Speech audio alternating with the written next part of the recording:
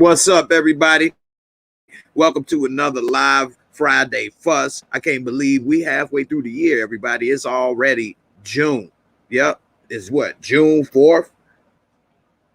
Just like that. We already halfway done with 2021. 2021.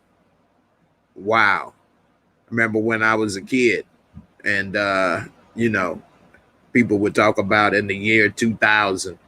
This, that, and the other. It'd be flying cars, or in the year 2000, this or that. We in a quarter way through the year, the 2000s. We almost a quarter through the 2000s now. Of course, none of that stuff came true. Ain't no damn flying cars. Thankfully, people can't drive on the street, let alone flying. They'd be flying and falling through your damn roof or apartment or whatever. People be crashing, drunk flying instead of drunk driving, all kind of problem. But nevertheless, wow, we like really living in the future, and it's moving fast. So like I try to tell people, enjoy the little things, enjoy the moment, because just like that, it was gone. Yeah, you hear that? I can't snap my fingers. I never could. I never was able to snap my fingers. All right. That's the best I can do. I know it sounds pathetic, but I've never been able to snap my fingers. I don't know why. People, I never could do that. I guess my fingers too dry, or I don't know what the hell going on. Not enough dirt in them. Got to come up with some excuse.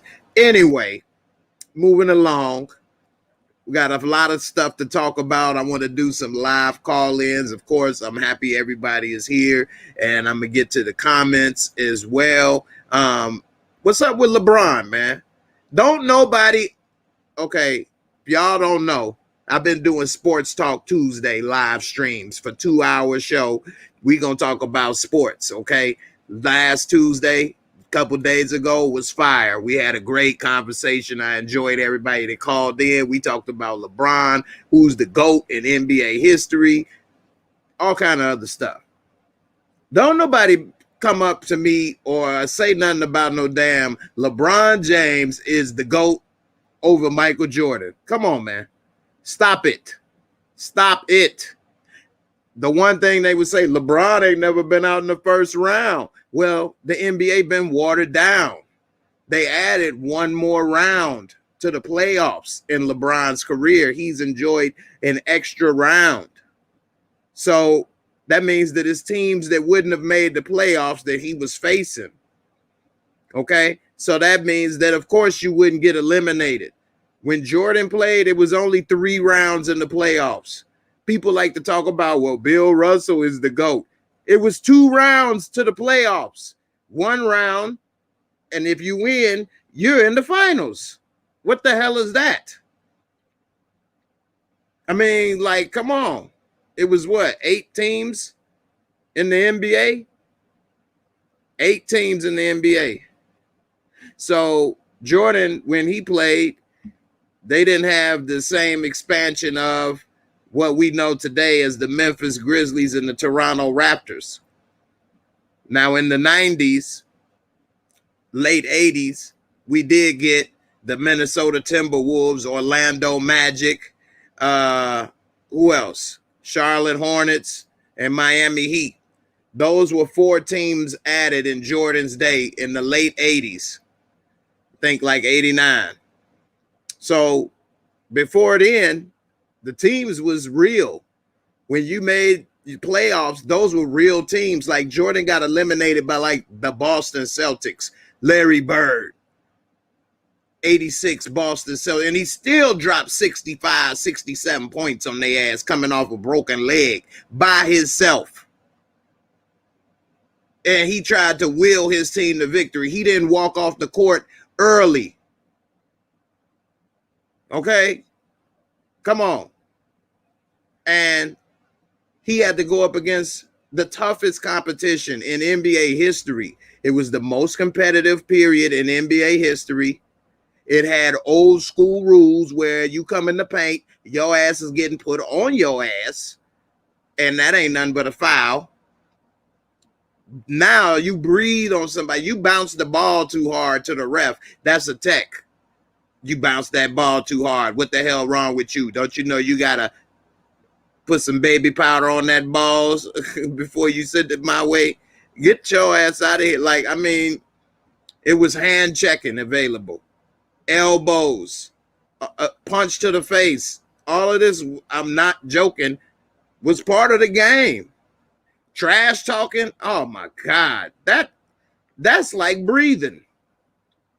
So he played in the most competitive era. He never had super teams built for him like LeBron built them, asking other stars to join him in his prime.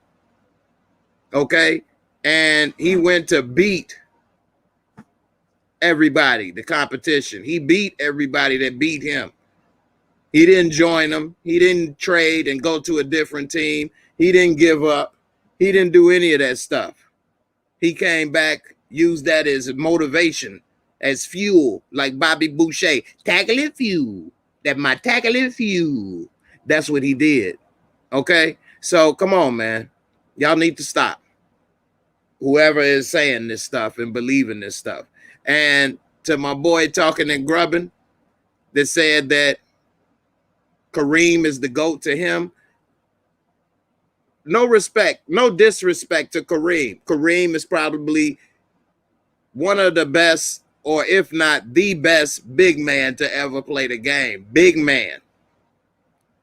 Sakito, big man. Now, I would say Kareem is maybe even a top 5 player, but nobody ever says Kareem, Shaq, Wilt, Olajuwon, people like this are the number one. And it's a few simple reasons. For one, they can't get their own game going. You need somebody to pass you the ball. You can't dribble up court. You can't take over the game by yourself. You don't have a good point guard or a good system. You're donezo. It's over. That's why every big man that won, everyone had to have a guard on his team. When Kareem won in Milwaukee, who did he have? Oscar Robertson. When he won with the Lakers, who did he have? Some guy named Magic Johnson. Or as my one Spanish Cuban friend used to say, Magic Johnson. Magic Johnson too good, man. Magic Johnson gonna pass the ball, man, and they're going to beat the bull, man. Of course, he was wrong. Ain't nobody beat Mike. That's back in 91 when he was saying that. Anyway, Shaq, when he was with Orlando, who did he have? Penny Hardaway. When he was with the Lakers, who did he have when he won? Kobe Bean Bryant. When he was with, Miami, who did he have? D Wade. It's not two bigs. You need a guard. You need somebody to bring the ball up for you. You need somebody to help you. You can't take it over on your own. That's the difference with a big man. Most of them can't shoot. Most of them, if they can shoot, still need somebody to bring it up, to pass it to them. And we still, even if you talk about Anthony Davis, big men get hurt too much. Anthony Davis, man, his balls are sore. Groin injury. His balls done got stretched to pieces. Poor baby. He ain't had no balls to play.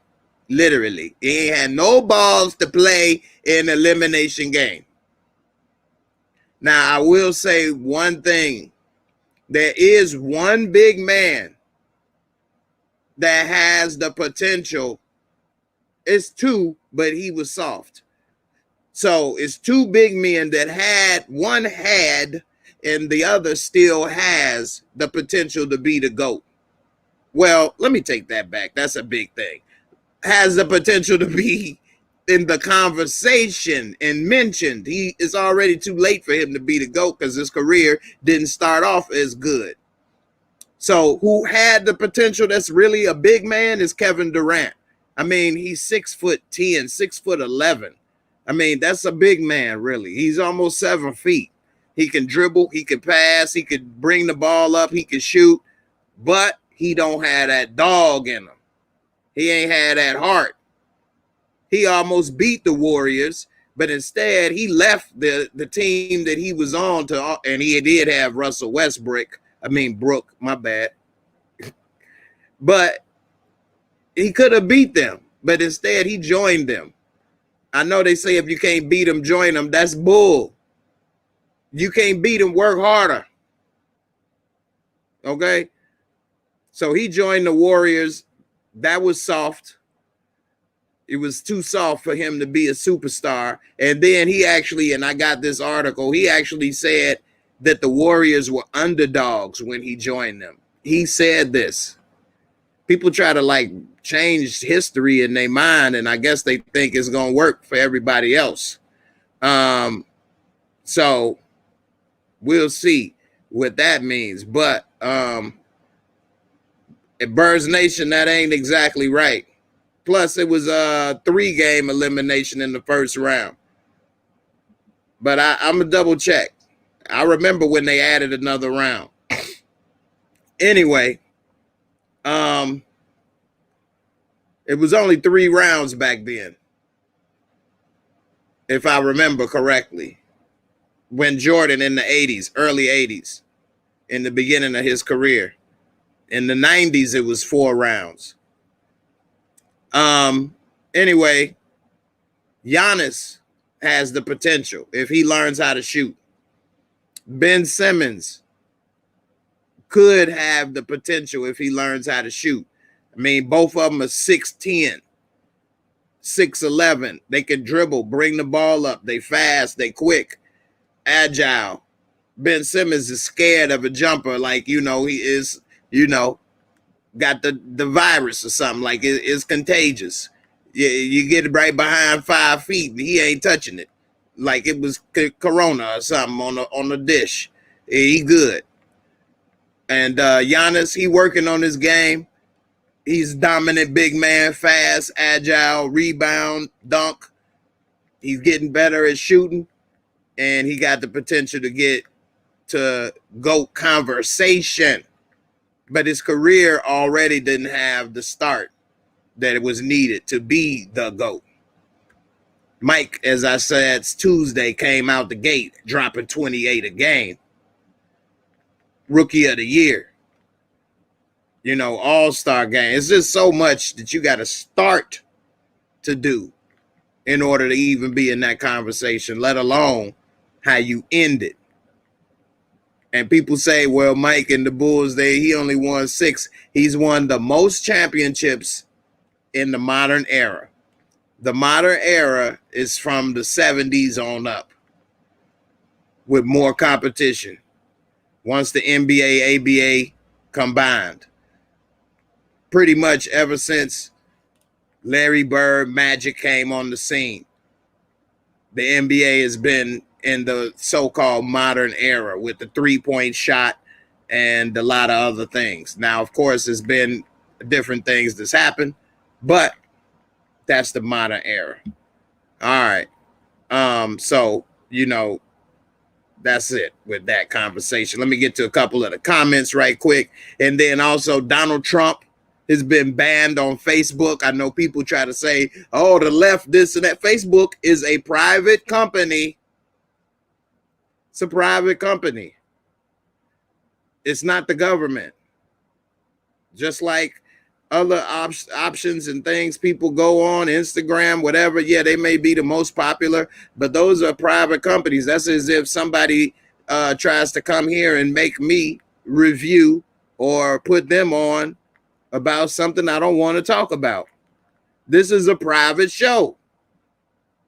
I'll get into that a little bit later after this. And then, of course, we're going to talk about some Instagram videos and a couple news stories, and I'm going to give people a chance to come on up, talk, and we can conversate on whatever. All right, D Weave, what's up, brother? How you doing? Appreciate you. Support gaming, man. What's up, man? You need to come on and say something, man. You've been supporting me for years as well, and like a few others, but come on up, man. I need to hear your voice, man. What's up? My girl Whitney, what's up, girl? How you been? Appreciate you coming through. Thanks a lot. You say Crystal Ball is in book 2, season 2, episode 3, and 2 Bits in season 2, episode 1. That's what's up. You turns out we live in alternate timeline. Hey, what up? What up, Big Ben? How you doing, man? You don't even want to drive your regular car. I want a chauffeur. I know that's right. I mean, it's crazy out here. LeBron James gave up last night. Father time catching up. That's true, but he didn't have a will to fight for it either. And these young boys, man, they wanted more. They wanted more. And you could say he don't have the best of teammates, this, that, and the other. But, I mean, when you're trying to build that super team, you gave up all your moving parts, all your other players for Anthony Davis. So once he goes out, it's over. And that just shows Anthony Davis is the best player on the Lakers. People can say this and that about LeBron. LeBron still got a lot of go. I give it to him. At his age, as many years and miles he has on his body, he still has game, but it's not the same. And you are 100% right, brother Ben. It was way more physical in the Jordan era. Way more physical. Dennis Rodman pushed Scottie Pippen into a damn camera, bust his face open. He had to get stitches. And like, Rodman was back playing. I think he may have got suspended 1 game. So I don't even think he got kicked out of that game. I can't remember. You know, I'm going to look this up, Bird Nation, about the rounds in a second. Matter of fact, let me look it up right quick while we talking. I'm going to go ahead and check out some other comments, though, while I'm looking it up. But let's see. That's why I use the stat basketballreference.com. Always very helpful. All right, let's see. What's up, Sheena? How you doing, girl? How's everything? Big Ben, you right. Centers can't dribble, man. How the hell can you be the best player? You can't even dribble the ball. You can't even bring the ball up court, but you the best player. Like, it's just not realistic. They can't do it. So here's Jordan's stat. Okay. For everything he did. We can go right here. Let's see. 84, 85. Besides, he led the Bulls to the playoffs every year. Every single year he played, the Bulls made it. Now, I think his first year and second year, they did have a losing record, but the Bulls wasn't in the playoffs before he came. All right, let's see. In 1984-85, his rookie year, they lost in the first round against the Milwaukee Bucks. And he still got 1 game out of it, 1-3. Bucks was a beast still in 84-85, too. Let's see. Who are these people? He had Orlando Woolridge as his best teammate at the time, who wasn't a bad player in his prime, although he was allegedly using drugs. He did get suspended for the drug violation policy in the NBA at the time. Quentin Daly, Steve Johnson. He had Dave Corzine as his center. I mean, he didn't have much of a squad. But let's go to the playoffs. Let's see. 1985 playoffs. So it looks like, to me, it's what? 3 rounds? First round, semifinals, Eastern Conference Finals, and now you in the playoffs. Is that the same as it is now? It may be. I may be wrong. I'll stand corrected if it is. But I thought it was. So that would be what? 3 rounds and then the finals. You got Eastern Conference first round. It's what? 4 teams. So you got 4 games. So it's 8 teams on each side make the playoffs.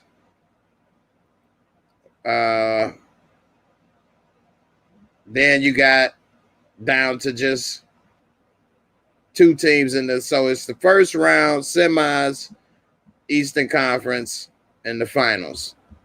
Let's see. You may be right, Birds Nation. Just was fewer teams that made the playoffs than it is today. Let's see. I should have went to last year because this year ain't done. So they got Eastern Conference first round, semifinals, finals, and finals. So it is the same. You right. I was wrong on that. 1, 2, 3, 4. Same. It's what? 4. Yep. So it's still 8 teams that make it too. They talking about the expansion. Well, they doing that expansion now, but that's just now starting with the play-in games and all of that. So that's the difference. But that just started, so that don't really count the same. But nevertheless, yeah, they had the same amount of rounds when Jordan played as now, but it still was a different era. If you go to when Bill Russell played, which of course was a long time ago, that's when it was a lot fewer rounds. What was that, in the 60s? Let me see. In the finals, the Sixers, the Warriors. Anyway, I don't want to slow down the show, but we get it. So I stand corrected. You was right. It was the same amount of rounds as it was today. Let's see. How the hell did the Knicks get a 4 seed? That's because the East is weak. But the Knicks with Julius Randle did play good. And LeBron, with him and Anthony Davis taking so much time off, then, of course, they got, what, a 6th seed or a 7th seed?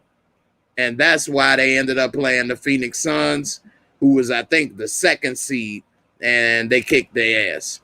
What did you think when Rodman joined the Bulls? At the time, I was actually happy. I just hoped that they could work it out, because Rodman, at the time he joined the Bulls, was still the best rebounder in the NBA, even though he was getting older, and he still was a hell of a defensive player. And by him not shooting a lot, that still left Mike and Scotty and others to do what they do best, which is score. Not that they don't play D, but it was a perfect fit. He was an upgrade over Horace Grant, but we'll see.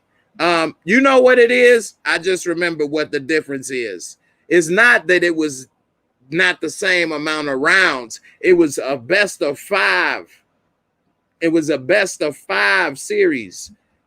That's what the difference is. I'm getting old, man. I knew it was something different. Let me pull that back up.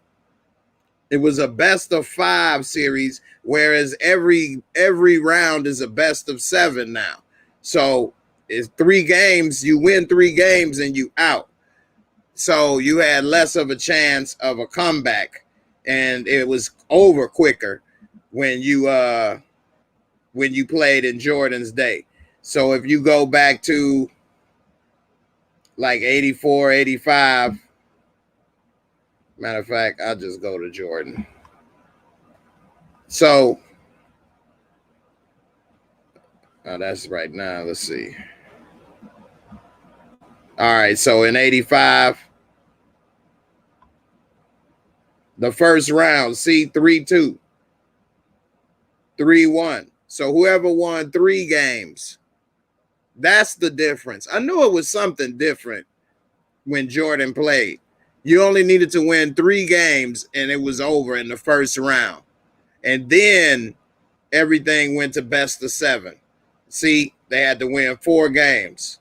But in the first round, you only had to win 3 games. So they didn't spend so much time playing against weaker teams and, stat loading and stuff like that. Plus, you had less of a chance of a comeback if you was down 2 games in the best of 5 series. So, you see most of these people, Denver and Spurs went 5 games, 3-2. the Jazz and the Rockets went 5 games that year. I think that's when they had Ralph Sampson and on this team as well. But anyway, that was the difference. It was a 3-2. So you only had to win 3 games in order to advance in the first round. That was the difference. I was confused, but I knew it was something different about the playoffs then versus now in Jordan era. Knicks blew it. They weren't ready for prime time, baby. You're right. And this was their first time. Julius Randle wasn't ready for leading the team in the playoffs. What's up, John Blaze? What's good, man? You say Facebook is private. Exactly. It's a private company. They can do what they want. Don't use Facebook. Donald Trump can create his own website. I think he already does, and just do what he want and promote and say what he want and post videos of him saying what he want to say, and people can go to his website and hear it. I mean, simple as that. If I can make my own website and post videos and say what I want, why can't he? I mean, he got way more money than me. It's beautiful. It's a free country. You can make a website, and it's beautiful. You take a video, you post the video on the website. People can go, they click on the video, watch the video. It's beautiful. The video plays. They get to hear my thoughts, what I think. I'm very smart. I think a lot. People say, hey, you're a big thinker. You think about things no one else has thought about. How did you think about that when you were thinking? Huh? It's beautiful. Anyway, what up, Jazzy Jeff? LeBron had no heart. He gave up and walked off. I'm going to go ahead and put the link up if anybody want to come up and talk. I got a couple more things I'm going to talk about. So before, I talk so much and I forget to put the link up, I'm going to go ahead and put it up, let people get more chance, more time to speak on the show this week. And, instead of waiting to the second hour of the show. And we'll do it like this. Also, while I'm remembering and thinking about it, I want to give a shout out to One Journey, who's been a big supporter of my channel. She's been saying that she was going to start a YouTube channel for a while. She had a plan.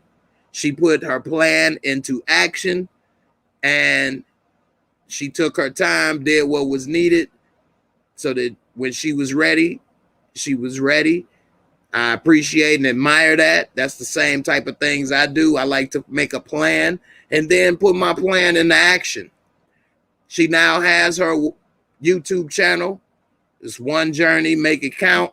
And she's going to be talking about true crime stories, and also talking about life experiences and other things. So with that being said, you all check it out, and I'll post the link here as well if you all want to see it. But here's her channel right here. You all go ahead and support this sister. She's trying to do her thing. She's talking about true crime. I know a lot of people like true crime stories. This is her channel right here. And let's see. Let me go ahead and subscribe. One Journey, let's make it count. She just started it up. And, she's got videos about true crime. And she about to get it cracking. So if you all want to know about this topic, you interested in this topic, go ahead and check it out. Support the sister. And, we all can come up together. So with that being said, I wish all the best for you, and, much success. I'm going to post the link here for you all to check it out. Let me see. And make sure that didn't. Hold on. There you go. So, Sheena, you love true crime stories? Well, there you go. Check it out. I like true crime as well. It's a couple things that I would have loved to talk about, but of course, it's only so much I could do. And hey, it's all right. I can't do it all, but it's other people that can do a good job on stuff as well. And she's gonna check it on out. And I'm putting more. I'm looking forward to seeing what you got. One Journey. So there you have it. Let me put this. That link didn't go right. Hold on. All right, that's her link right there. It should be popping up, and check her out. Now you say this rules any GOAT talks out about LeBron last year. He forced the league to go into that bubble while most of the league was out of shape. That's true. That's true. Most of the league had gotten out of shape because they had they had to stop the league. They had to stop the season because of COVID. And after a couple months, a lot of the players thought that the season would be canceled because of being off for that amount of time. And then they missed and went past the normal part of when the playoffs started. But they went into the bubble. LeBron and a few other players wanted to, support the bubble. I think that bubble championship was easy. Some people say that bubble championship was the hardest one. I don't think so. You had no opposing fans. You didn't have to travel. You didn't have to go on the road and play in opponent's building. I mean, it was like playing pickup games. How in the hell did the Miami Heat make it to the finals, but get swept out the first round, just like the Lakers this year? So both teams in the finals in the bubble got put out in the first round this year, but that bubble championship was so difficult. Come on, Giannis got beat in the bubble with Milwaukee. They had no home court advantage, even though they had the best record all year. They had no home court advantage. Most of the team was out of shape. I mean, it wasn't really that good. And so I don't think that bubble championship was all that. Y'all let me know in the comments what you think. You think that bubble championship was hard? I mean, they lived at a resort, Disney resorts, basically. They didn't have to go anywhere. They didn't have to travel. They didn't have to do nothing. Just stay there. They didn't get to see their girlfriends and concubines and wives and stuff. They didn't have to be bothered with their kids. I mean, so that made it hard on them. Like, the truth be told, man, it wasn't the same. 6-2 with bye, if remember correctly. I don't get the 6-2 with bye. I know I'm behind on the comments, so I don't remember the context, what I was saying. The Knicks did great for the year. However, the point guard position got exposed by a player on the Atlanta team. Facts. That's facts. Derrick Rose has no defense no more. His name need to be Eric Rose, because he got no D. No D. Them knees, he got knock knees. You know what I'm saying? And pigeon toes, because he can't stick no D. Trae Young bust Derrick Rose's head. Derrick Rose can still score because he can still use his agility to score. But when you have to use that agility to keep up with somebody else agile, not gonna do it. Not gonna do it. Can't do it. No. Derrick Rose is donezo. So, it's over. And yeah, Mo, this is true. In the last 20 years, basically, especially the last 15, the LeBron era, The regular season doesn't mean anything no more. I stopped watching the NBA regular season games actually about damn near, honestly, about damn near 15 years ago. I stopped watching the NBA regular season game. I watch the highlights.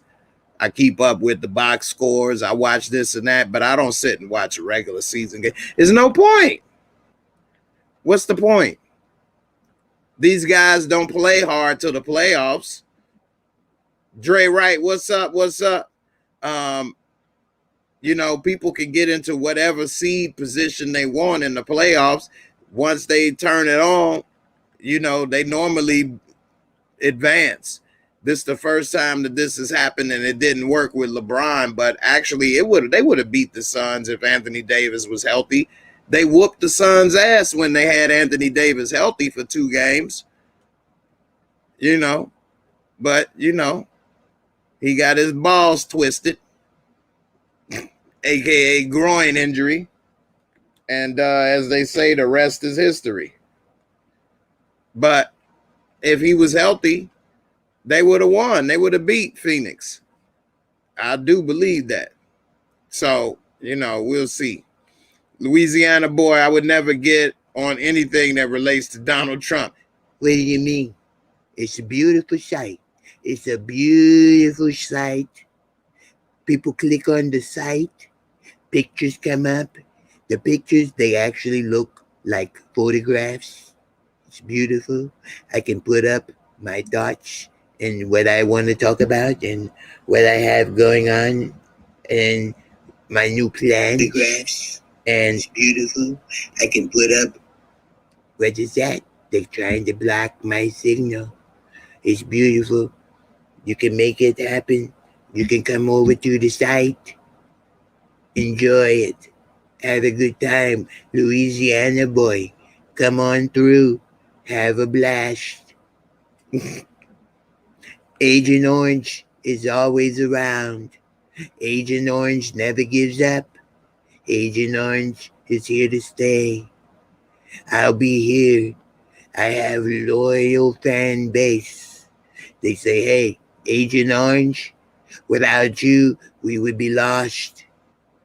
Please, keep us going.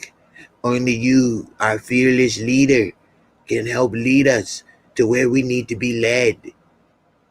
I said, you know what? I like that. I'm going to lead you to the promised land. I have dance moves.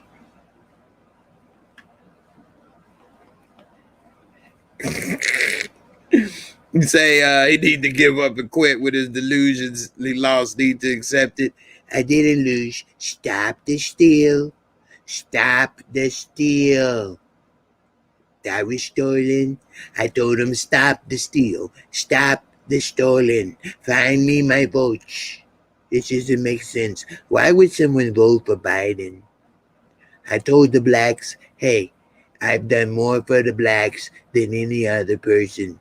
Hey, vote for me, blacks. What do you have to lose? I'm here for you, blacks. I'm here for you. I said stop the steal. Did the blacks steal? Maybe. It was in Georgia.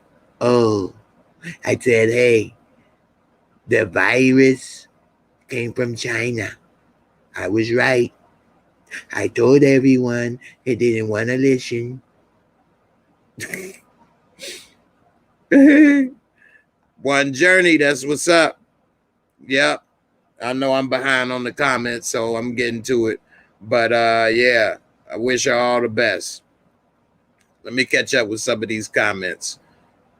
Hey, One Journey, no problem. You cooking that dinner? Go ahead and make me a plate. Make the plate. I know it's beautiful. I know you're cooking good. One Journey, I just want one plate. Stop the meal. Stop the meal. Send it to me. You can send it FedEx. I know you can't send it in the mail. I made cutbacks on the mail. They were trying to use the mail to steal votes.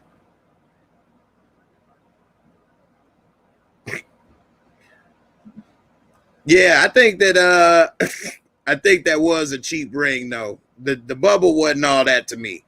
Um, so we'll see. You still need your jokes. Hey, it's always here for you. I got the jokes whenever you need. Let me stop. I'm wearing out the Donald Trump. I'm wearing it out. I don't want to wear it out. We'll goes we'll goes wherever starts, and will you get to use those sexy lips? Who, me? You like the lips? What do you mean? So will goes wherever starts, and will you get to use those sexy lips? I don't know what I missed it. I'm behind. You got to help me. I'm trying. I know you like it. I said, don't worry. I'll be here. The lips, they still work. The lips work. You see, I always have them ready.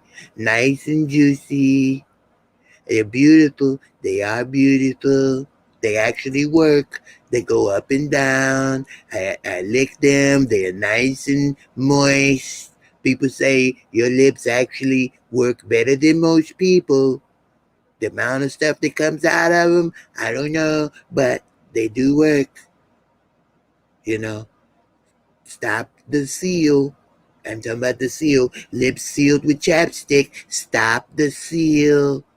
Don't do it. Stop that seal. Use Carmex. It's better. Moisturizes you better.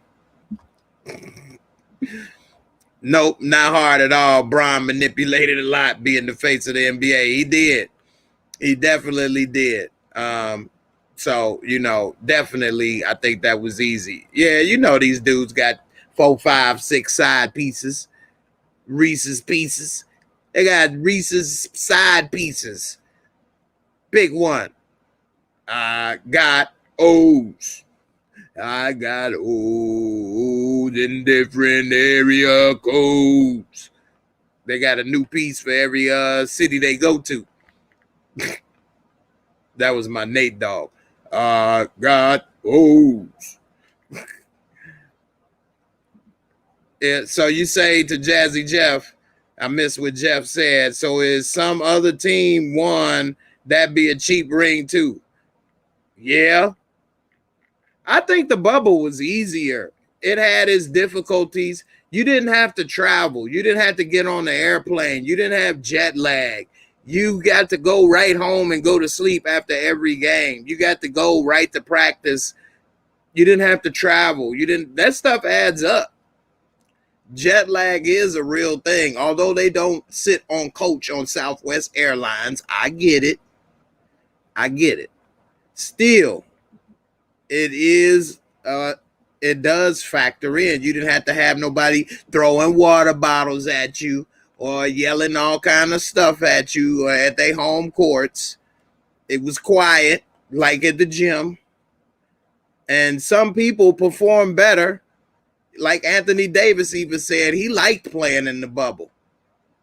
Not that he can't play in real with fans, but some player, Jimmy Butler, and a lot of the Miami Heat, they performed very well in the bubble.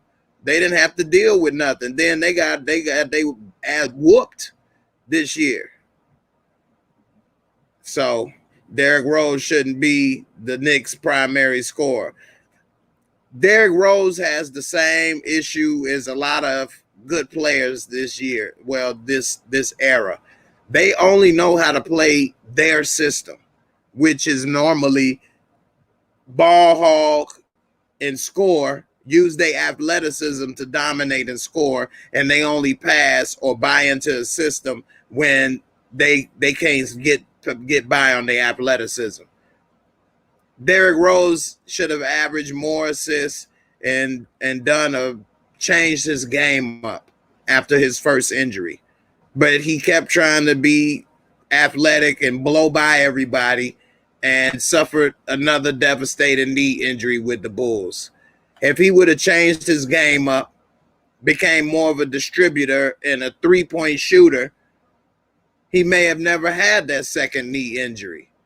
It's hard to say, but who knows? You feel like any team on the West now can go to the finals. I mean, for real.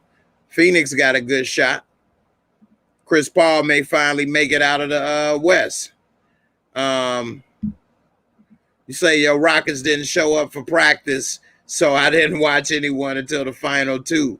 I'm waiting for next season, and hopefully we get some new players, man. James Harden, he just wanted to give up. He just wanted to give up. And John Wall, you know, his knees is destroyed. So, you know, ain't no telling. Yeah, Trey destroyed no D Rose. He destroyed Rosie. Little Rosie. It'll be the best sight ever. Nothing like the sight from Obama. Obama didn't care. That's what it should have been called. Obama cares less. He cares less. He's careless. Okay? I care more. I'm the one that cares. I'm the one that gave you that stimulus check because I care about you. Okay? Trust me. My site will be beautiful. Beautiful site. When you click, it actually works. Trust me. I'll have some very smart guys. They're smart. My site will be tippy top. Tippy top site. Tippy top. It will work. It will be beautiful. My message will be loud and clear. Trust me. You don't want to miss it. Tippy top. The blacks. The blacks, I have a lot of support from the blacks. Did you know? Did you see Meet the Blacks? I met the blacks. The blacks support me.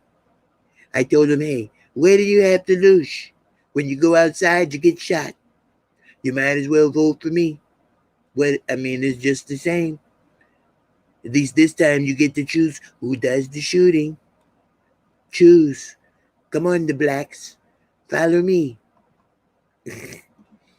Floyd got to win now since King James eliminated. Hey, Floyd, man, that's a money grab. Who interested in seeing Floyd in this fight for $50? The bubble was on some LA Fitness type ish. It was a glorified gym basketball league. It was the Drew League.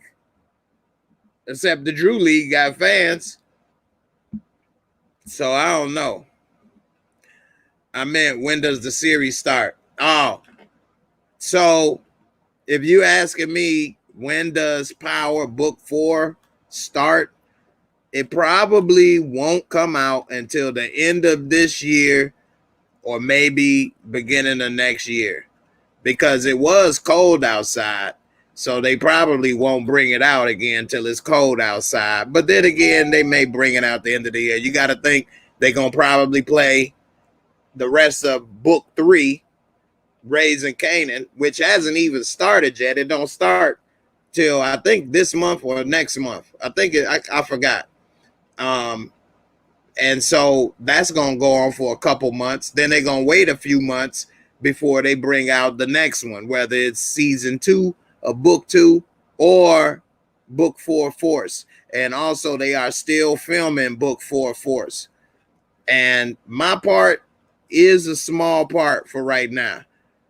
Hopefully, fingers crossed. It was a beautiful part. It was beautiful. I said my line. They said, go ahead, action. I said, hey, this is beautiful. You guys are bad guys. You're bad hombres. Bad hombres. Okay? You're not ready to be tippy top. You're not ready to be tippy top. I'm the tippy top dog. Stop the sale. Stop the sale of the dope. Okay? Stop the sale. Don't do it. You're bad hombres. Let's roll. The bubble took away most of the variables. Yeah, for real. Dev Royal, what's up? What's up? What's good with you? You like the Trump? Hey, it's tippy top. It's a tippy top Trump. Tippy top. Bad hombres. Let's see. No, ma'am. Al Bundy at the nudie bar, where the beer gives you gas and the Bundys kick ass. At the nudie bar. There's only one GOAT. He played in Chicago. I've seen enough. Facts. Facts. You say, I can't wait to talk about this Floyd Paul fight, aka when Paul gets his eggs scrambled. Hey, that is funny though. But who's gonna pay $50? Who would be willing to pay to see this? And Floyd is only fighting 6 rounds. Do you all think Floyd will knock him down? Do you think Floyd will beat him like he should? Or are they gonna like pull a Conor McGregor when Floyd could have finally knocked him on his ass? He kind of let up a little bit. Because by the later rounds, Conor was getting a little tired. And he was a little wobbly. Floyd was picking him apart. He was tattooing his eye. That.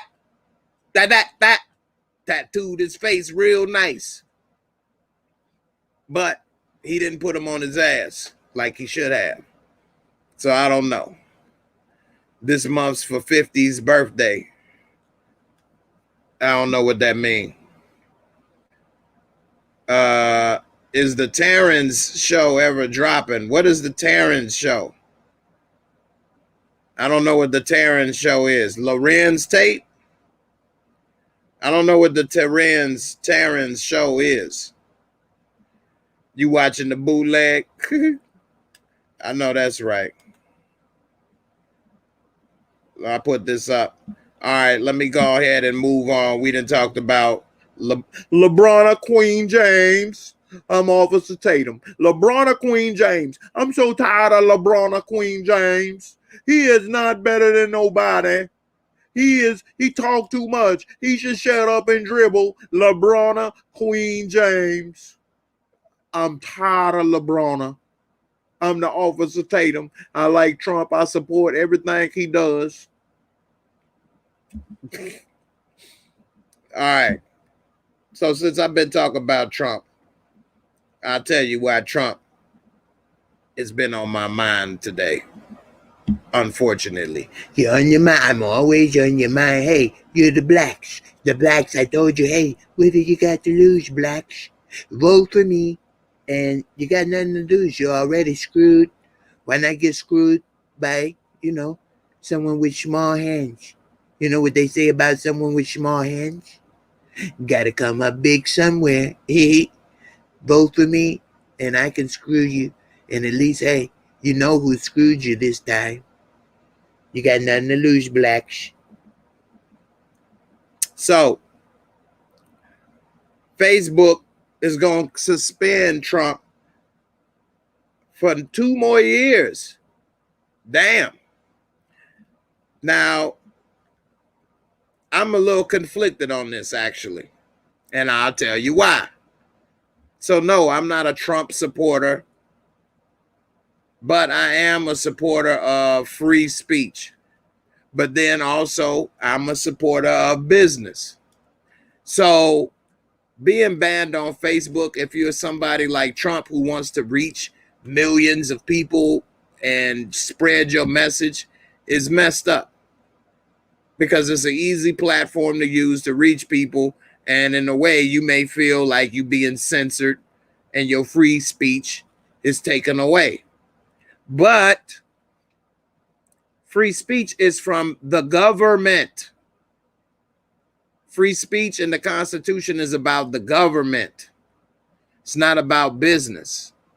So although I don't like this, it's a slippery slope that businesses or places can say, I don't want to do this, or I don't want to say that, or allow you to say this or that on my platform.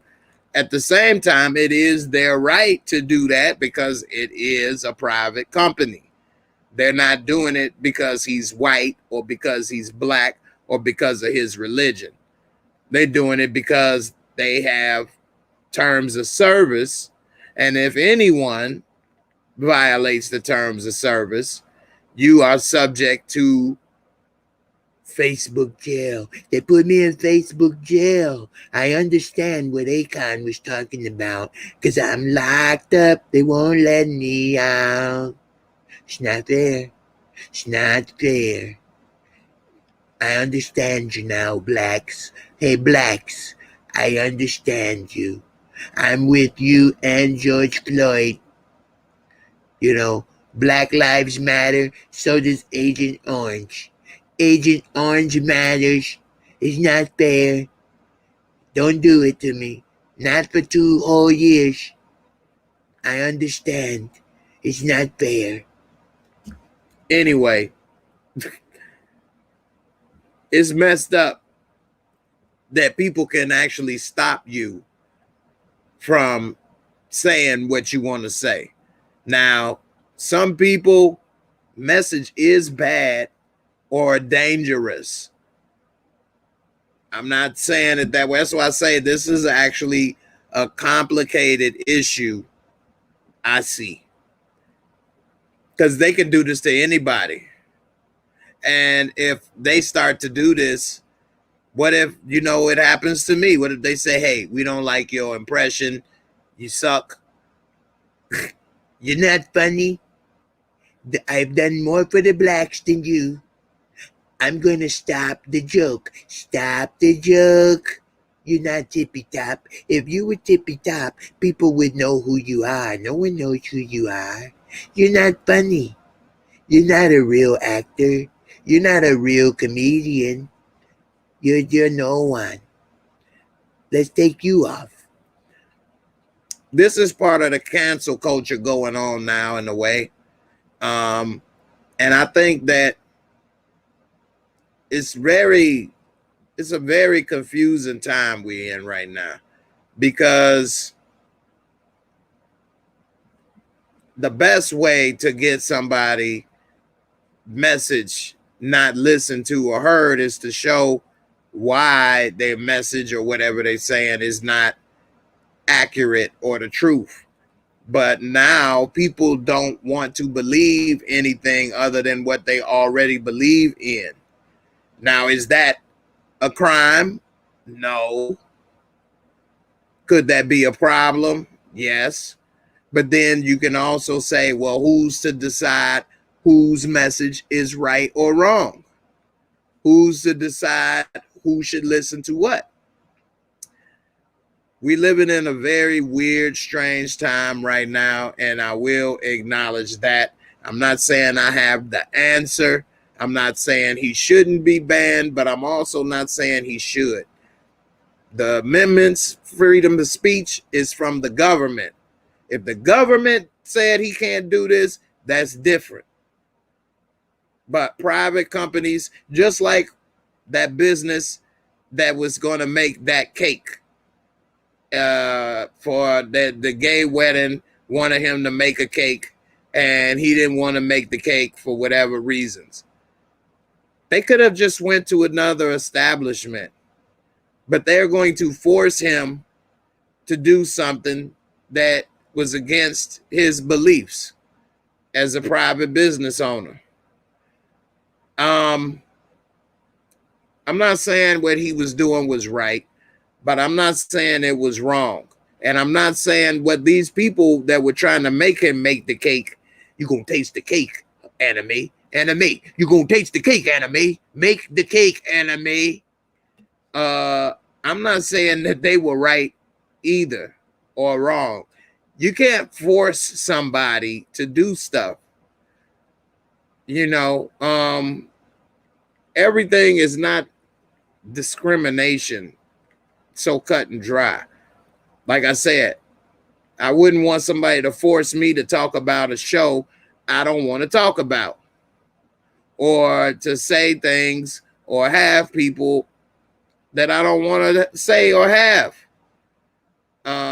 So, it is kind of messed up. Private businesses do have the right to say certain things and refuse service for certain reasons. You can't do it based on color or religion necessarily. Oh, you a Jew. I'm not going to serve you. That's wrong. That's discrimination. You're black, I'm not going to serve you. Or you're white, I'm not going to serve you. Or you're Asian. That's wrong. That's discrimination. But if somebody is like saying stuff and using your platform to spread a message that could cause hurt or pain or, you know, misinformation, then you're an accomplice if you can continue to allow this stuff to go on. And also with the situation with the cake, people could say, well, he said that was discrimination because they were gay. Well, they didn't have to have him. From what I remember, it was somewhat detailed. But if they just said, make this cake, whatever, and I mean, he didn't need to know who it was for or what it was about. It really was none of his business either, which is another thing. I understand everybody is telling everybody, you know, their pronouns or what they identify with and stuff. I don't understand. Why is that anybody's business? Why is that needed to tell somebody? When I first meet you, I don't need to know your sexual orientation or who you date. It's none of my business, is what I'm saying. I believe in privacy. I believe that a person should know none of your private business until they become your friend or until you decide to, you know, have that conversation with somebody. I shouldn't need to know what you identify with or who you like to be with or what you think of this or that and all. When somebody is just I think that's unnecessary. Just like I don't think I need to tell you what I like to do or think about or what I identify. It's not your business right now. If we become friends and we get to talking and we decide that that's what we're going to talk about, then that's different. I just think that with social media, everybody is wearing a badge of honor about whatever it is they believe or don't believe or do or don't do and this and that. And I think that's unnecessary. I don't sit and talk about everything I do, this, that, and the other as soon as I meet a person or what I identify with, this, that, and the other, because it's none of their business. And what does that have anything to do with what we're doing? If it's a part of the topic of conversation, that's different. But I think that we all are like, in a way, trying to like, I don't know, brag or tell too much information too soon or something. I mean, that's also a slippery slope. But I think that, you know, we don't need to do all of that. I think that's just unnecessary. Like I say, I believe in friends. So like if we were friends or we get to know each other, then we talk about different stuff. I just meet you or you just meet me. You don't need to tell me your business. And it's not my right to know either. And same for me. You know, I don't think that's so important. So I don't know. Maybe I'm old. I mean, some people say I'm getting old, man. I'm going to be 43 years old this year. So I know I still look like I'm about 22. So I try to look good. I'm trying to stay tippy top. Tippy top. I'm trying to keep it nice and moisturized. Don't want to look like Biden. He looks like he's over 100.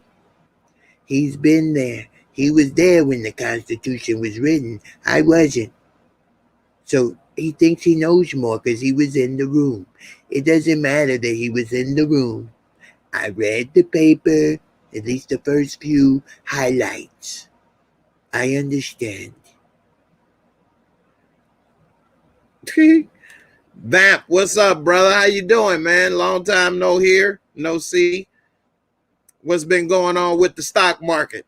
Hey, I know one thing. I feel real bad that I didn't buy no stock in AMC, and I started to a couple times while it was down around $9, $5 or whatever, $10. I was thinking I should buy some, but I didn't. $1,000 of that stock right there, boy. Woo! I'd be in that moolah. I'd be rich. I'd be tippy top dog. Tippy top. I have a nice little money. I could, go to Mar-a-Lago, have a great time. Great time. I would identify as being wealthy. I would identify as being a smart guy, tippy top, very smart. I told everyone, hey, I'm tippy top. I'm smart. I know what to do. But I didn't. So, damn. Marissa, what's up, girl? How you doing? How's everything? You say I saw on social media how there's a group that want to force more heteros to go and support the Pride Parade. I don't think that's necessary. Let people do what they want to do. The fact that you are able to have that parade and do it in freedom and do what you want to do, that's fine. That's what we all, want and do. Nobody's stopping you.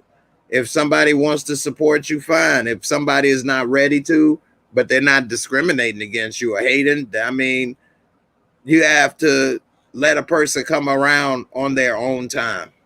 I don't think people should force people to support Black Lives Matter. I don't, even though that's, a big issue with people getting killed by police and discrimination and other stuff. I think that the best way for people to learn and to come around is through information and knowledge. The more information and knowledge you're able to share with a person about a subject or situation, then the more likely they are to understand and do something about it. You can't force a person to do something because they'll resent you. They'll resent the situation. It's counterproductive. You can't force a white person to support Black Lives Matter or to force them to not see, bad behavior in cops. You can't force a person to, support anybody, do anything. It's just not the best way to do stuff. And to shame a person or to yell or argue a person down, I think is wrong. I think information, laughter, jokes, sharing, camaraderie is the best way to do it. To get to know and understand a person is the best way to get a person to come around versus force. So, oh, Whitney, I'm so jealous of you right now, girl. Big baller. Wanna be a baller. Shot caller. 20-inch blades on a Impala. That's what's up. And, I wouldn't say anybody should get forced to do anything.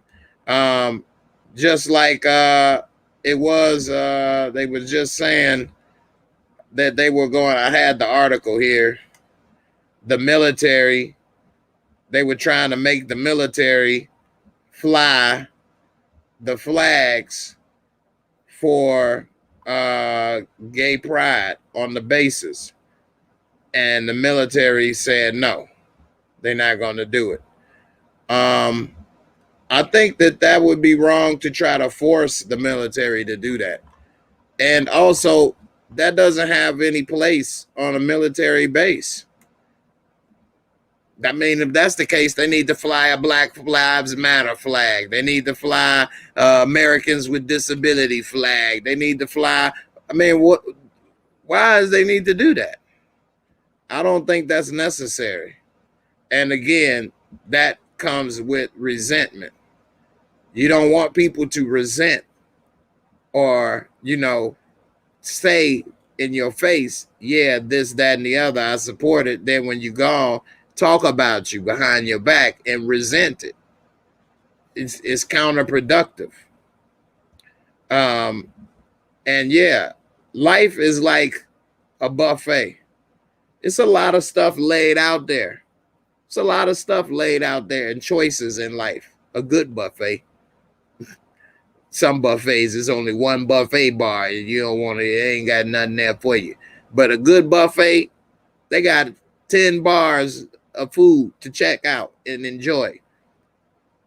They don't come and make you pick out and give you and fix your plate. You get to go and fix your own plate and try out different stuff, see if you like it, see if you don't. You have to put the information, put it out there, and then allow people to check it out, sample it, see if this is for them, if it's not for them, if they want to support it, if they don't. It always works better that way than force or shaming people into something. I don't think that that's the best way to do stuff. I wouldn't force people to support me or shame people into supporting me because of what I got going on. I don't actually even bring it up because it's nobody's business. Not that I hide things, but if I have a friendship or relationship or some type of something with somebody, we could talk about that. You know, certain things I talk about with my channel members on my channel, Real Talk Wednesdays, which, by the way, we had a great time Wednesday. My girl Bap came through. We talked. I showed some pictures about stuff. We talked about all kind of different subjects. It was really a good live on Wednesday. But with that being said, those things I talk with, we have a relationship. They support me. We talk on a different level than other people that just, support my channel in different ways. So, the things that we do on Wednesdays and share, that's for them. I wouldn't talk about those certain things and do certain things with everybody else. That's not our relationship. So, it's different levels to people, different friendship levels, working relationships and other things. And so, I think that should be okay. That's part of life.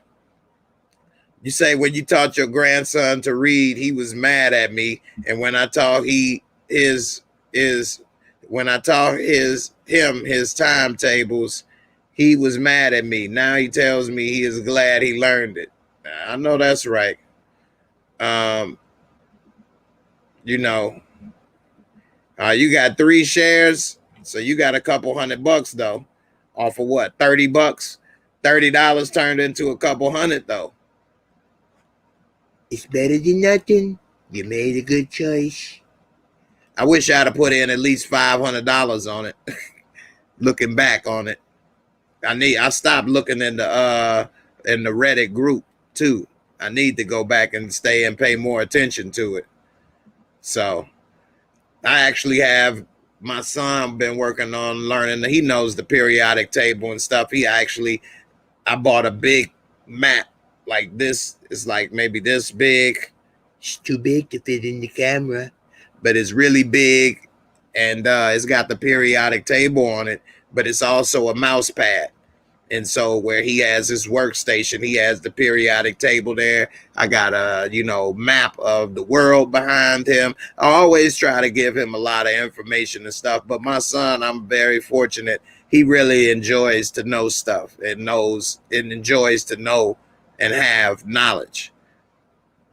One of the things that hurt Black community, that goes back to slavery, which we still kind of suffer from, is that a lot of people don't like to read or don't like knowledge and are stuck with being entertained because, couldn't read. It was illegal. A lot of people, would tell their kids, don't read this, don't do that, out of fear that if they were caught, they could be killed. And the love for reading and learning is not as prevalent as it once was. Not to say this is something that affects everybody or something that everybody goes through, but it is something that is in our community more than others. You say if you put up one flag, you got to put up all the flags. Exactly. And this is the military. This ain't a game. I mean, they don't need to represent nothing but the United States. It's the United States military. It's not anybody else's, organization or representation. So, yeah, I think our flag is enough. And I don't know. It's not hating on anybody else. Like I say, I don't think they should put up no damn Black Lives Matter flag. I don't think they should put up any other thing other than the United States. And that's only because that's the army it is. If it wasn't for that, I wouldn't say even put that up because it's not necessary. You didn't know about the flags being flown on military bases. Matter of fact, let me pull this up. I thought I had it saved on here. Let me see.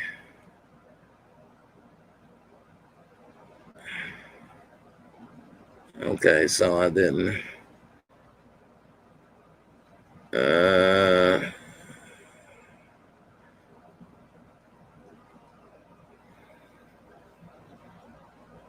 I'll put it on here so everybody read.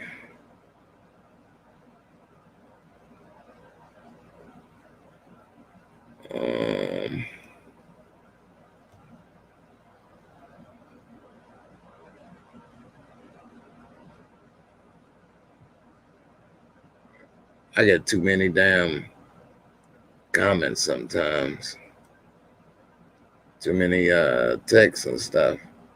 Oh yeah, food prices are hitting their highest point in nearly a decade as global inflation raises the costs of virtual everything. So you guys got to be careful out here. And also they talking about more teenagers are starting to catch COVID. So young people need to be careful because a lot of them feel that they aren't going to catch it, and that oh yeah, I need to definitely share this one. I forgot about the alien story. I thought I had this saved. And then also I need to get to the Instagram videos that I want to play. Matter of fact, while I look for that story, I'm gonna play this Instagram stuff. Let me try to get to some of these comments. Remember back in the day, we didn't have any choices with what channels on TV we could watch. Now it's over 5,000. And you know what? That actually was bad that we didn't have that much to watch, but at the same time, it was good because everybody got the information from the same place and everybody was able to get the same information. Now everybody is getting so many different pieces of information from so many different places that we're more divided, and it's a problem. Yeah, Sally and Dre, it was great Wednesday. You guys was really great. Bap was funny. I love talking with Bap. That's my girl. She cool as hell, and yeah, it was a great Wednesday. She is smart and funny as well. And I want more members to come up and talk as well. Everybody ain't watching. This is, it's a good idea. We could talk and chop it up. Yeah, so the mouse pad, yeah, I got it off of Amazon. It was only like $10. It's big, so you don't have the eye strain. It's always in front of you. Every time you use the mouse, you're seeing stuff. And it's not out of sight, out of mind. It's in sight, and it'll always be on your mind. Not to say he always studying the elements, but it's information, and he brings up stuff like that sometimes about it. Just like my son has been telling me about. Jason, what's the thing on Mars, on the moon? Helium-3. Are you all familiar with helium-3? Let me know. He's saying that helium-3 if we are able to go to the moon and mine the moon for helium-3, it's got more power than nuclear power, but without the waste, and we can be able to this is the type of conversations we have and that we can be able to power Earth, at a better rate without global warming or the nuclear waste. And he said that Jeff Bezos' company Blue Origin is putting together a project to mine the moon for helium-3. It only take like a few grams to power your entire home or more. So it's definitely valuable and something that we may be a part of in the future. Hey, Swipe Lee, you are so right. We are overly entertained. You know how many people won't watch my videos if I was just talking straight information? I gotta, dance a jig in between, tidbits of knowledge. Gotta tell a little jokey joke. Make sure it's tippy top. If it's not tippy top, they will not listen. They will not listen. They don't want to hear it. You have to put a little jokey joke, because everyone in this world wants entertainment. They don't want knowledge. So I blend the two. I call it edutainment. Edutainment. Very good. I'm smart. I think it is. I'm very smart. Tippy top. I know it's some bad hombres, but I'm a smart hombre.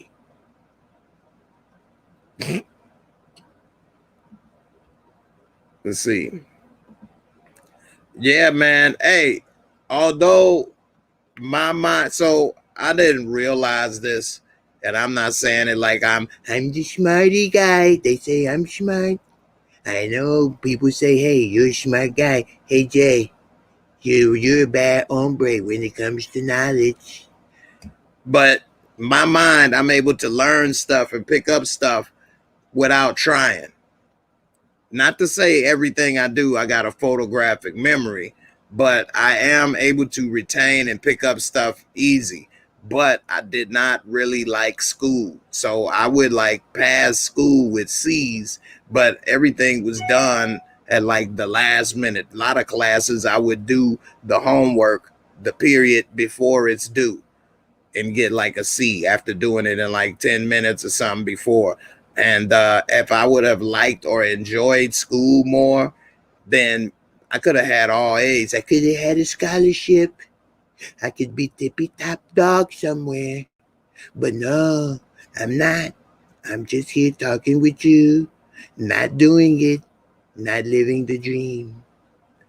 So, you gotta make sure that you have a love for knowledge. If it's anything I would say you should pass on to your children, is that you should have the love for knowledge passed on to them more so than the love of entertainment. Because that is so much more important and will do way more for them than anything else that you could possibly do. You say NASA posted a lot on the social media. They also got something about the aliens. They're back. They're here. They're here. But I want to know one thing about the aliens. Are they Republican? Are they Republican? I knew I could find a few more votes. Are they going to land in Georgia or Arizona?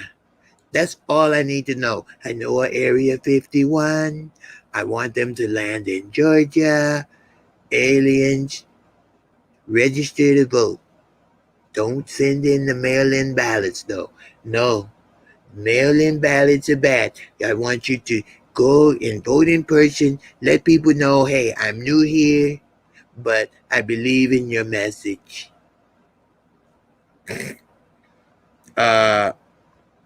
Let me play a couple of these videos right quick. Say your dad used to hide $100 bills and books around the house because that's the last place a thief or people of color is going to look, is inside a book.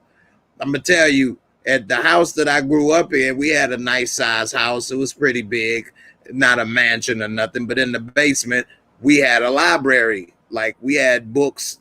It was the shell, everything was a library, small little home library area. And when we had moved and my father sold the house, which I wish I had a bigger U-Haul to take more stuff, but I had the damn U-Haul broke down when it was full. And I had this little ass U-Haul for like a 1-bedroom apartment, so I couldn't take much stuff. Nevertheless, I wasn't able to take hardly any of the books.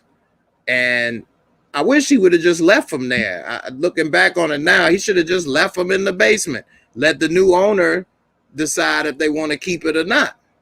But instead, he took the books and put them outside in the alley to be thrown away, I guess. But he didn't throw them in the garbage can. He stacked them up neatly against the back fence gate, along with other stuff that we wasn't going to keep no more.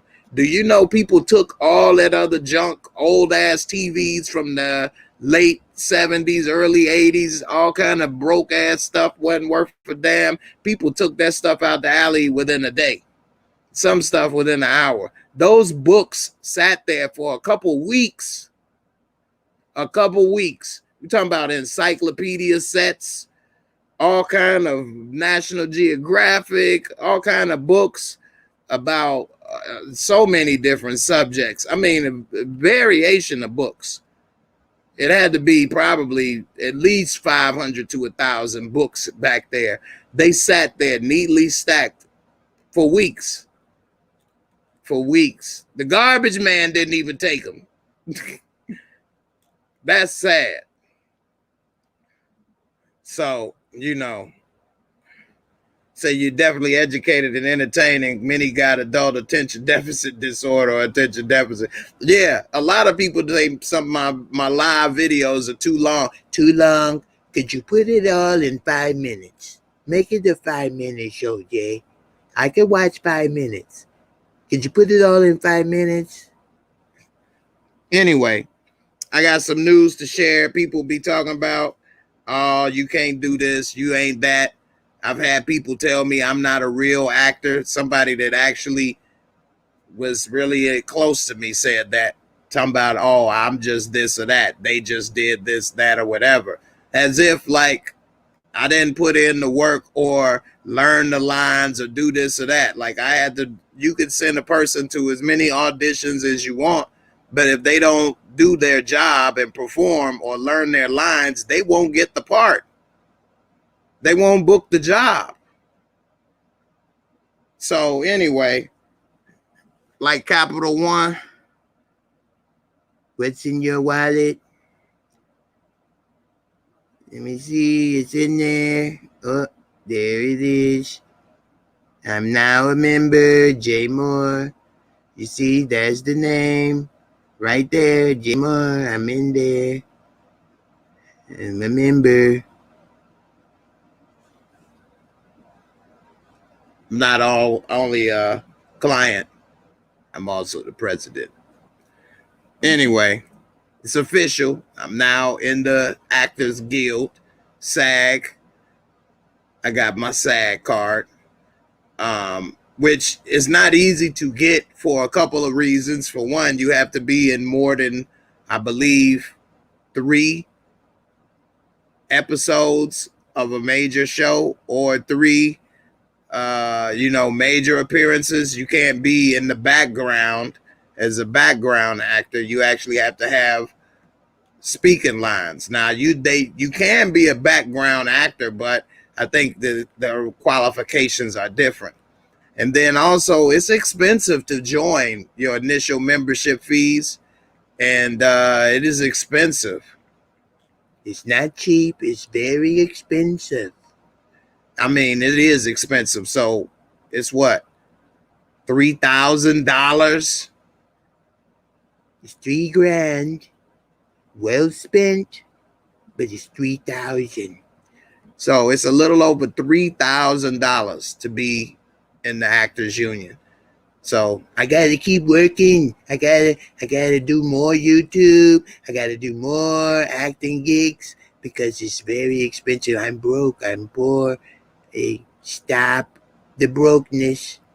All right. Let me go play this. Hey, thanks, Dre. I appreciate it. Thanks, Sally Ann. I appreciate y'all support. While I look for this other thing right quick about a couple things. The time is flying. I guess nobody wanted to join up and talk today. It's all good. Don't be scared. I know I got your vote. I got your support. Just come on the board. Don't be worried. So let's see. Monique posted this, and I agree with her. And so many people that I meet today do this. So she's talking about how people are not presentable no more. And when they come out, Young Slim, man, I appreciate you, man. I don't know about that, but I appreciate your support. Yeah, it is expensive. So, hey, don't forget, everybody, if you got $1 or $2, send it. I appreciate the super chat donations. It all goes to a good cause. You got to help me make it so I can make it. Everybody, it helps. Hey, thank you, One Journey. Ty, next your press card. That's a good one. Hey, that's true. And I did post on Instagram about when people hate on you. First of all, I got distracted. You know I get distracted easy. I'm distracted now. Let me say another thing. No matter what you're doing, whether it's at your job and you want that promotion, you want to be in this relationship, or you want to leave this relationship, you want to move, you want to do whatever.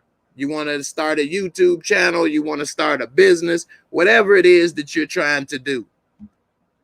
The first person that needs to believe in you, in your dream, is you.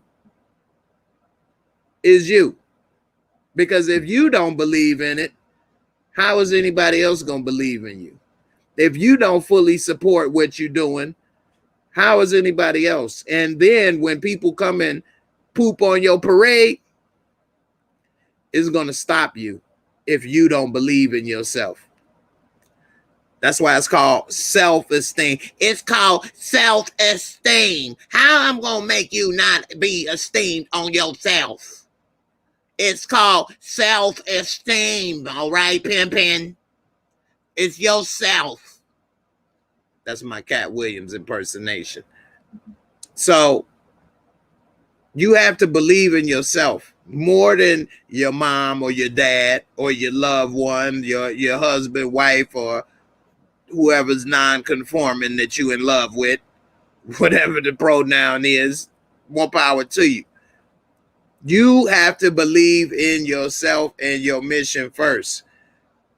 And once you do, when everybody else doesn't believe in you or doesn't say this or that, you just use that as fuel, as motivation to show them and to keep going.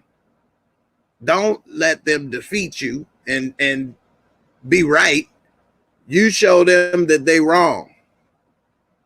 You know, so many people have said so much stuff, it's not even funny, but a couple of things that was told to me that was hurtful, but I didn't let it get me down. I used it as fuel to prove them wrong. When I was first injured, my own sister told me, I can't take care of my son no more. I'm not going to be able to do this. I'm not going to be able to do that. I should just go live in some type of assisted living home. I'm like, what?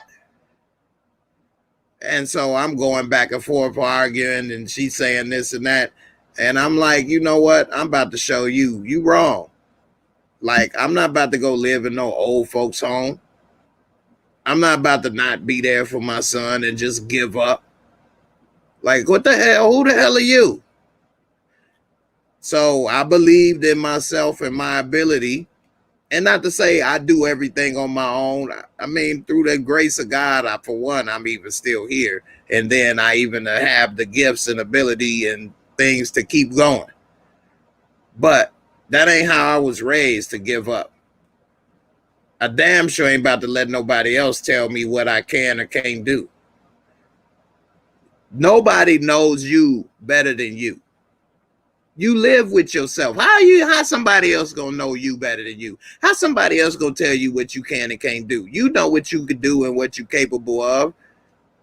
And then surprise yourself. You know how to learn.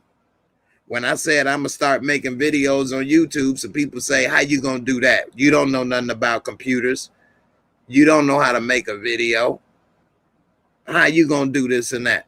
You can't do this. Ain't nobody gonna listen to you. Somebody said people got better things to do than to listen to you or watch you, which is probably true. I mean, it's probably true. Ain't no probably. It is true. People do got other things to do and better things to do. But you know what? That don't mean that I'm gonna give up. It's billions of people out here. How the hell you know who is gonna be the ones that don't got, that they, not to say ain't got nothing better to do, but don't feel that way. And they think that what you doing is the better thing to do. Whatever it may be. So, go for it. Like I say, take that shot. Don't be Ben Simmons and don't take the shot. That's why it's guaranteed he not going to hit no J's, because he don't take them. If you took some, you're going to eventually start to make some. You're going to eventually get more confidence. You got to go for it, So you can't let other people piss on your parade. You go for it. You live your dreams out. One journey, I appreciate it. I don't know about no star. I'm just trying to do the best I can with what I got. And that's it. I appreciate it. You guys are great.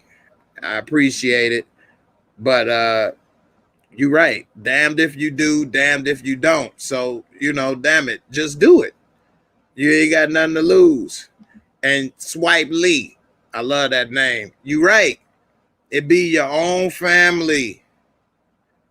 And that's what can hurt you a lot of times. But at the same time, you got to keep in mind, a lot of people are putting their own disbeliefs and what they don't believe they could do onto you. And a lot of times it's not on purpose. It's not consciously, it's subconsciously. Some people are afraid to start their own business because a lot of businesses fail. Some people are afraid to invest in the stock market because you can lose money. You know what else, though? It's guaranteed you won't make no money if you don't invest either, right? I mean, some people make a lot of money. Some people lose money. I mean, so what does that mean? Nothing. It means that you should learn more about what it is you're doing and do it. Only invest what you can afford to invest in. Invest in companies that you feel are safe. It's better than nothing. Some people don't have bank accounts I come across because some people get charged fees and lose money. Well, that's because those people make charges and spend money when they don't have no money in their account. Stop buying stuff and spending stuff that you ain't got no money for. Some people don't have a credit card because they feel that the credit card charges are high. Don't buy stuff that you can't pay back. Pay your bill off every month. Build your credit up. You can't do that. You can't allow that type of stuff to stop you. Some people say, well, I know somebody that did this and that, and they got bad credit now. Well, that's great. Learn from that. Don't make the same mistakes that they made. Don't do what they did.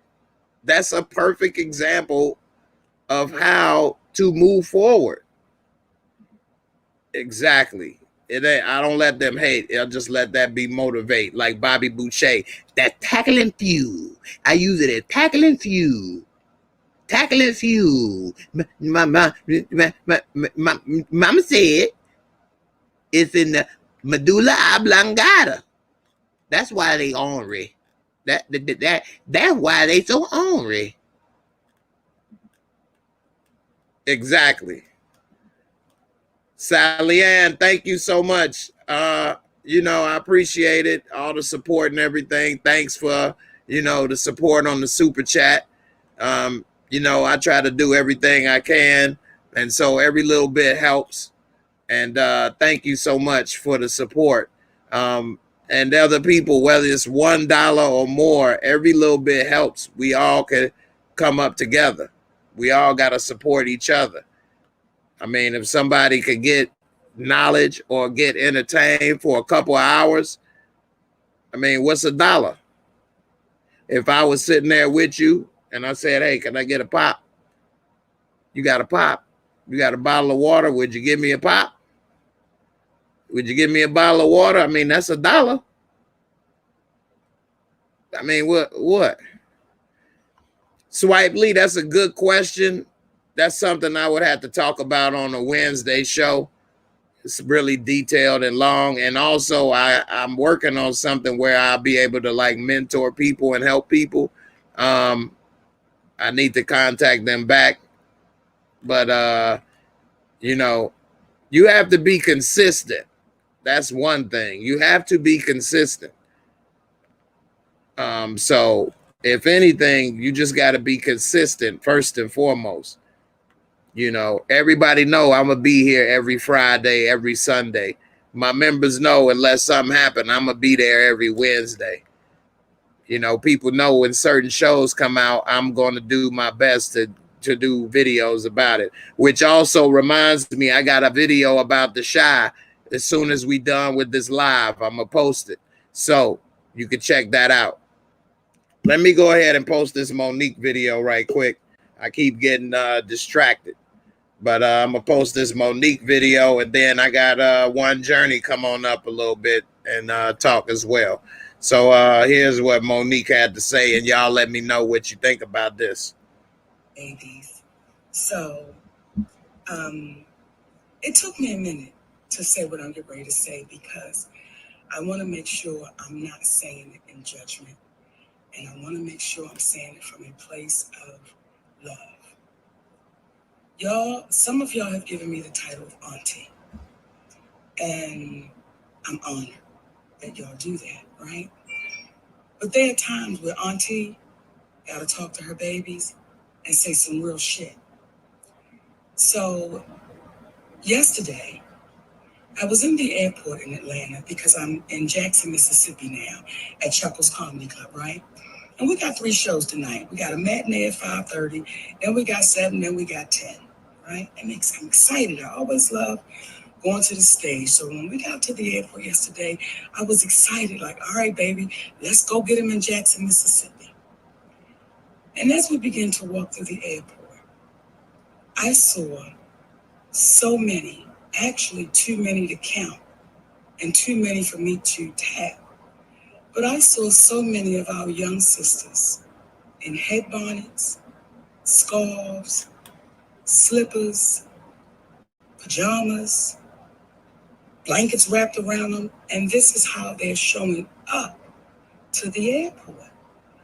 And I've been seeing it, not just at the airport, I've been seeing it at the store, at the mall. I've been seeing sisters showing up with these bonnets and headscarves and their slippers.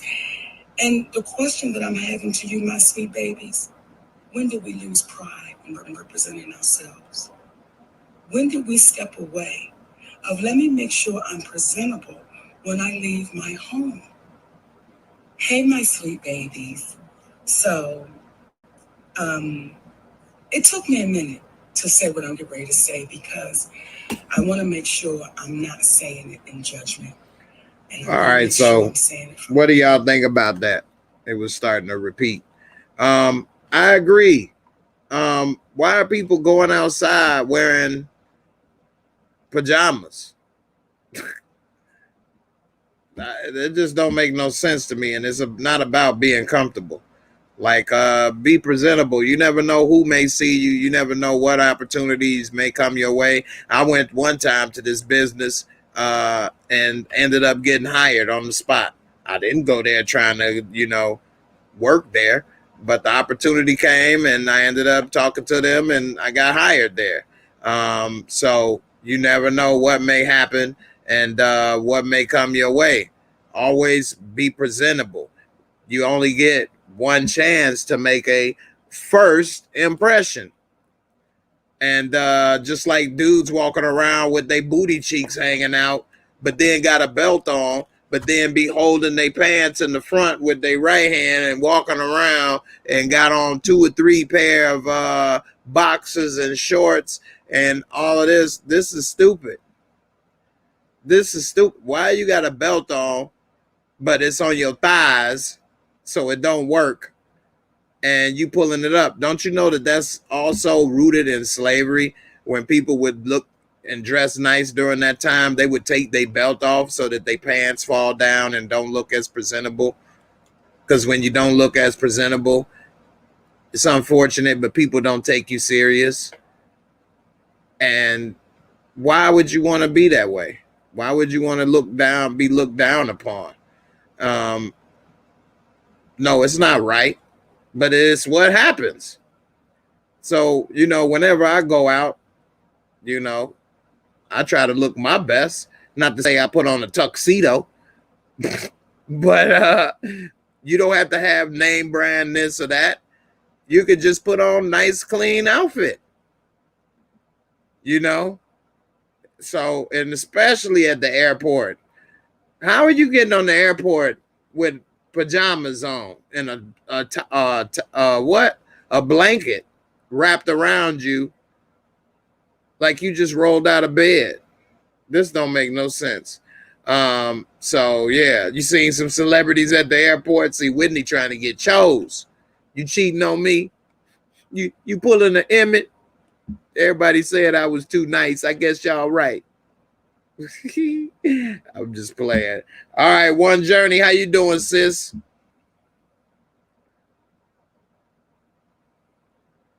You there? You say if a man is walking around holding your pants up, that's the slavery in jail advertisement. Exactly. Yep. Because in jail also they saying you may be available. Somebody can park in between them cheeks. I mean, if that's what it is, then that's what it is. But why you need to ever let everybody know? So I don't know.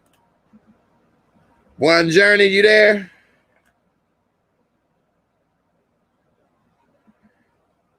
Bike and cat. Okay, can you hear me now? I hear you now. There you go. Fantastic. Yes, but our community is still not getting it. We've been speaking it for so long, and they're still wearing their pants down. So I think the message is we want it. Yeah, I think people don't realize how much they're influenced by music and stuff. Because rappers at one time didn't wear their pants like that and stuff. And now, not only do they do that, they're wearing skin tight, skinny jeans. They probably can't pull them all the way up. They're so damn tight. Mm-hmm. But why are you wearing? Women used to wear tight, skinny jeans because they got curves and nice parts to look at. Men don't wear that. You're going to get, mammal toe. Yeah, they need to free that bull. That bull needs to be free. For real. You know what I'm saying? They try to grab the bull by the horns. They better let him go. Straight up, let them get off that Brokeback Mountain and roam free. Mm-hmm. But yeah, free that bull. I like that. Yeah, free the bull. Yeah. So you got your YouTube channel. You launched it. You're about to start doing more videos about true crime. Let's talk about that. I'm gonna let you tell some people about it. So what I did was I took Daryl Eves' a 30-day challenge. And of course, I also did the YouTube Academy. So I know what Google wants because I'm a corporate person and I'm not here to fool around. I'm looking for the money. Okay. Right. Right. And I'm looking for not just people to just come and go, but I want to educate, influence, and just move forward and talk about things like that true crime people like to hear about, like For My Man, but I can't call it that because that belongs to somebody else. So I'll just say, well, I love him, So now you're doing life, right? Okay. And a lot of white people killing their kids. What's that about? I thought you were afraid of being exterminated, but you guys are killing your kids, and more of your kids are ending up in the system along with ours. And I really am concerned about pedophiles. The pedophiles want their rules. They want their way. And I want... Did you see when that guy came on my show? I 2 weeks ago? know. Yes. Disgusting. Oh my goodness. Yeah. He wants to get middle schoolers. Yes, that's disgusting. And high school. Yeah. That's disgusting. crazy. Yeah. That's crazy. Yeah. It is disgusting. But yeah, I'm really excited about it. I'm nervous at the same time. And I thank JMO Reviews Cruise for somehow I can't see you. I don't know why, but I know you can hear me. Yeah, I'm sitting here. I probably did something wrong when I was logging in. But thank you all. We're launching out. We're doing it together. Together we thrive. I am nervous. Okay. Hey, don't be nervous. Just go for it. Hey, I'm at the worst time of my life, in the worst position of my life. I'm getting older, getting fatter, like I'm a Republican. I'm injured, got to deal with all that stuff, and I still went out and did it. I mean, nobody gonna throw tomatoes at you. Right. If people say stuff, just ignore it. I mean, they still watched it. Right. You must be doing something right. I did see you had that scary music going on though. Oh, you didn't like that? You didn't like the intro? I purchased that. You didn't like it? I mean, it wasn't bad, but it was like dramatic. It was scary. Well, because you know what, Jay? I believe in something that's called friendly evil. One thing about evil people, they're very friendly. Serial killers, they're very friendly. They blend in so nice. Like and then Jeffrey Dahmer. Then they get you. Right. Then they get you. And you could be married to a friendly evil too. But that's what I believe. And I also believe in the presence of my enemy. He anointed my head with oil, meaning though I don't care. And that's what I believe the Black people has gone through. In the presence of your enemy, you still thrived. You still made it. Okay. So let's celebrate. Yeah. That friendly evil. I'm glad you brought that up because I was wondering exactly what that meant. So now I get friendly evil. They got a friendly front, but they really evil. Right. And that makes a lot of sense because like Jeffrey Dahmer was friendly. He worked at a chocolate factory and he was chopping off, Hershey bars and Three Musketeers and keeping them in and that's the PG version for those who don't know the story. Yeah. Yucky story, yeah. So he was keeping them in the freezer, and it is one thing, if you all know or are familiar with the Jeffrey Dahmer story, is that he was gay, but that's not the point. That's not the point. He was the killer. Right. It's that this Asian or Filipino guy got away, but he was like butt naked. Did you remember this part? Yep. And he actually, the police came. And he talked the police into saying we're just having a lover's quarrel type stuff. He sure did. And they let them go back. And then he later killed him and ate him up. Ate him up. Friendly evil, honey. Friendly evil. That's crazy. Remember when we were young, they would say, don't talk to strangers. Right. But you tell the kids now, they're not a stranger. They're my follower. I said, they're a stranger. Yeah. That's true. And it gets worse even with the people that are on the the sex apps, they're being killed too. Yeah. Why are you going to meet you? You don't even know their name and you're going to have them stick you in the body? Ugh. I don't know. Well, everybody has become so desensitized into thinking sex ain't nothing. Correct. Kissing you is more than you sticking me.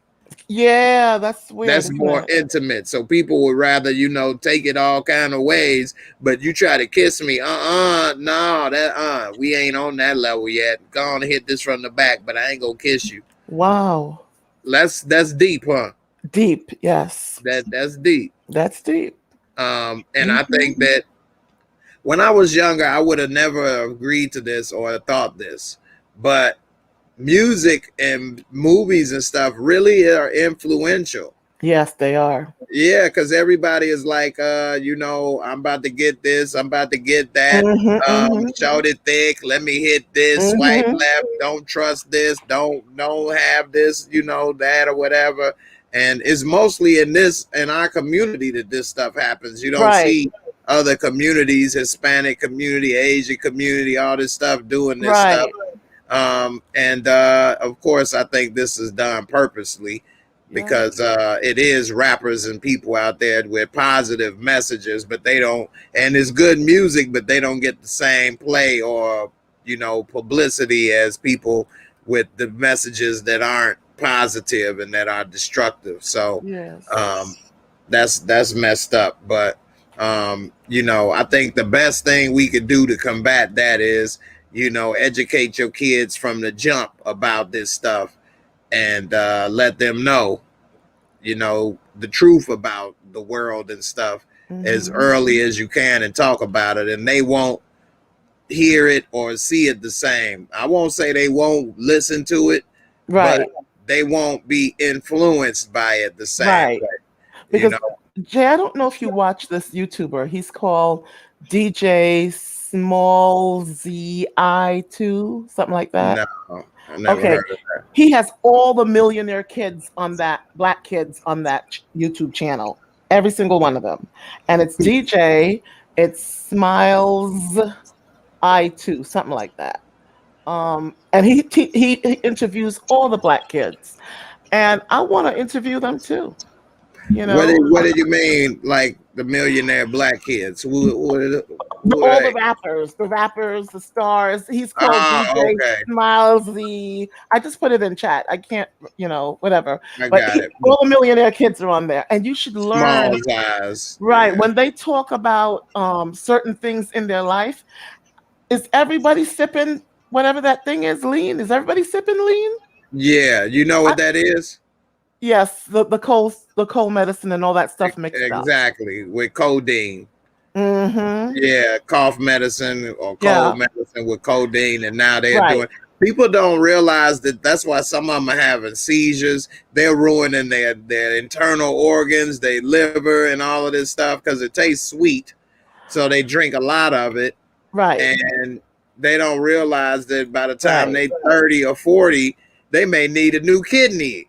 If they're alive still, or a new liver transplant. I don't even know if you can get a liver transplant. But I can't talk to those young ones yet because I don't have the past. I don't have, other things. So, I can't really talk to them.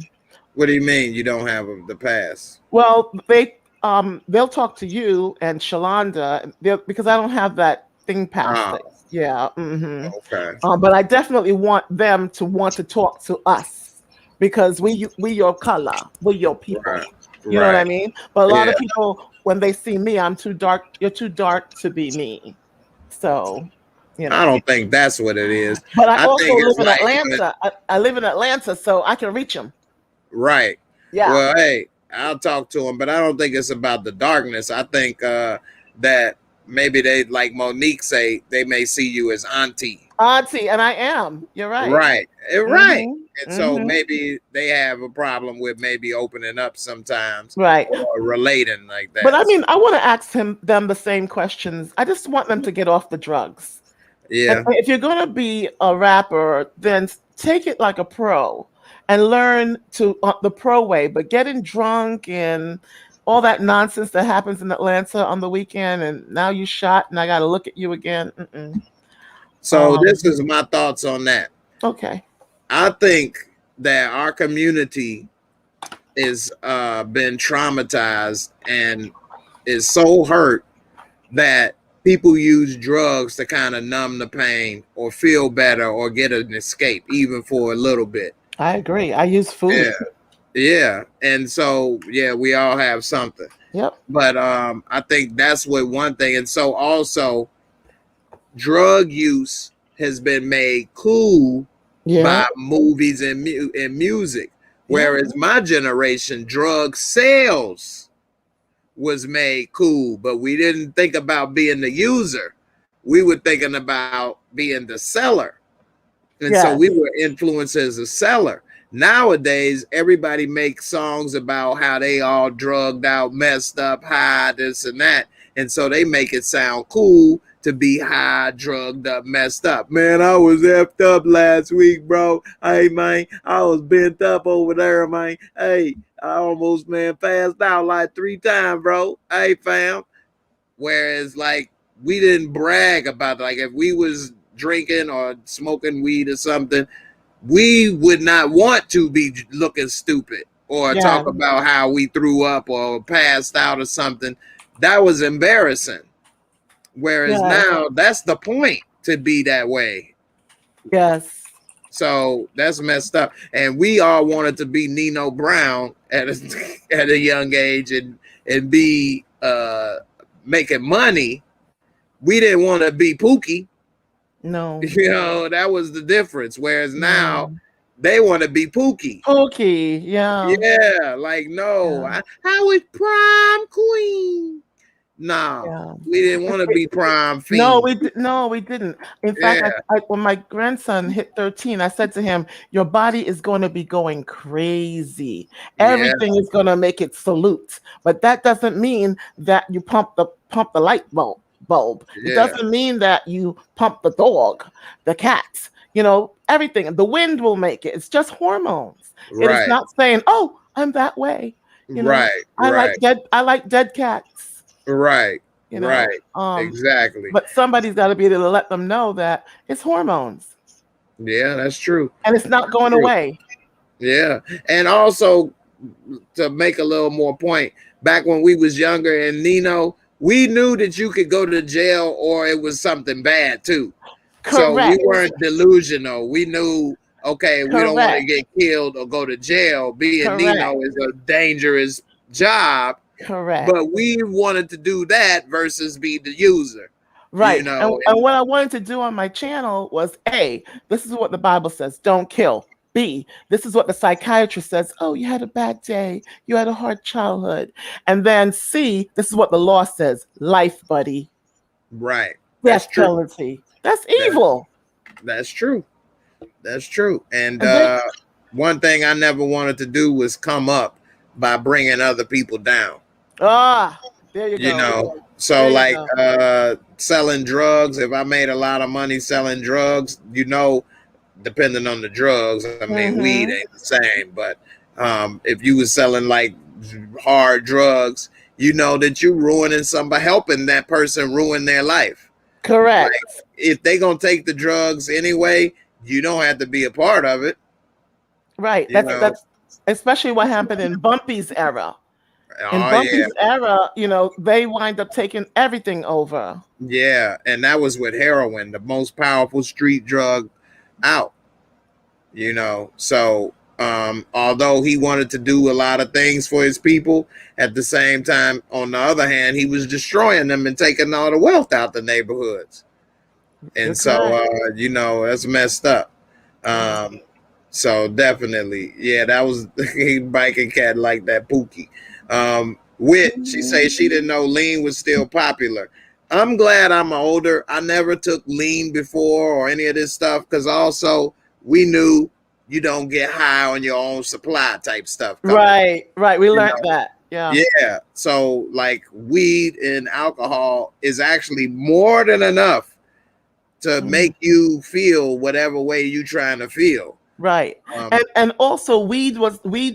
The biggest thing is never compromise your freedom. Weed up. You can't give your weed can give you 10 years. No. I want to do other things. Right. Yeah. None of that stuff is worth your life. None of it. Or your freedom, which is your life. Yeah, but what I learned from my grandson is you got to tell it to them another way, because they don't want to hear it straight. They want to hear it some other way. Yeah, especially if they think of auntie or grandma, then they Hey, yeah. you Mm-hmm. old, you don't know this, you don't know Mm-hmm. that, or back in your day things was The time different. has passed. Right, right. Mm-hmm. And I remember when I used to think that at a younger age about when people would tell me stuff. So I get it. But at the same time, I liked and listened to OGs, basically people older than me in experience. And when they would drop knowledge, that's what we say. Oh, they dropping knowledge.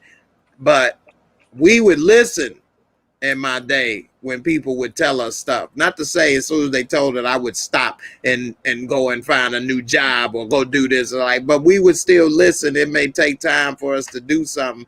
But now these young people, you can't tell them nothing. I try to tell some people, they'll cut me off. They'll start arguing with me sometime and stuff. Now I know this is some people I'm talking to in person, and they got some stuff going on anyway. But anyway, they don't listen. They No, don't that's listen that's as why you much. got to tell them the story another way. You got to tell them the story. When you tell them, be careful what kind of dudes you get caught up with, because you also inherit everything he comes with, his gang, his enemies. But and you got to tell it in a story with an example of someone, because if you don't tell it like that, it ain't gonna happen to me. Right. And also that makes me you remind me, I'm actually starting to do some motivational speaking and Perfect. going to high schools and stuff and talk to them. So by the time class comes back around, I'll Right. be going to different high schools and Perfect. talk to the high schoolers and tell them about, life and what to do and not to do and stuff, and hopefully Yeah. if we get through to at least one or two people per session, it would be helpful. Yeah.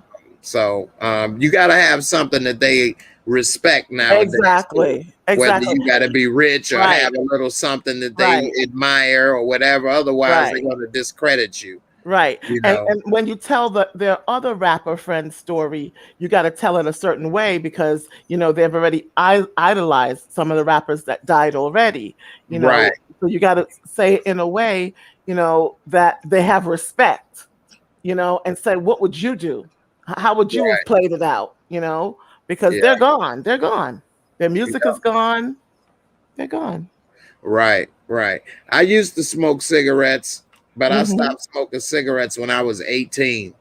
That was a long time ago. But then people, when I tell that, they'd be like, "Damn, when did you start?" I know, right? And I used to hate cigarettes when I was a kid. I made my mom and dad stop smoking cigarettes. They were never really pack a day smokers, but I made them stop smoking cigarettes. And then what happened is, by the time I was 14 to like after 14, really 15, 16, I thought I was grown. We out here running the streets, doing this, doing that, friends smoking, weed, cigarettes. And so I started smoking, trying to fit in, seem cool, whatever.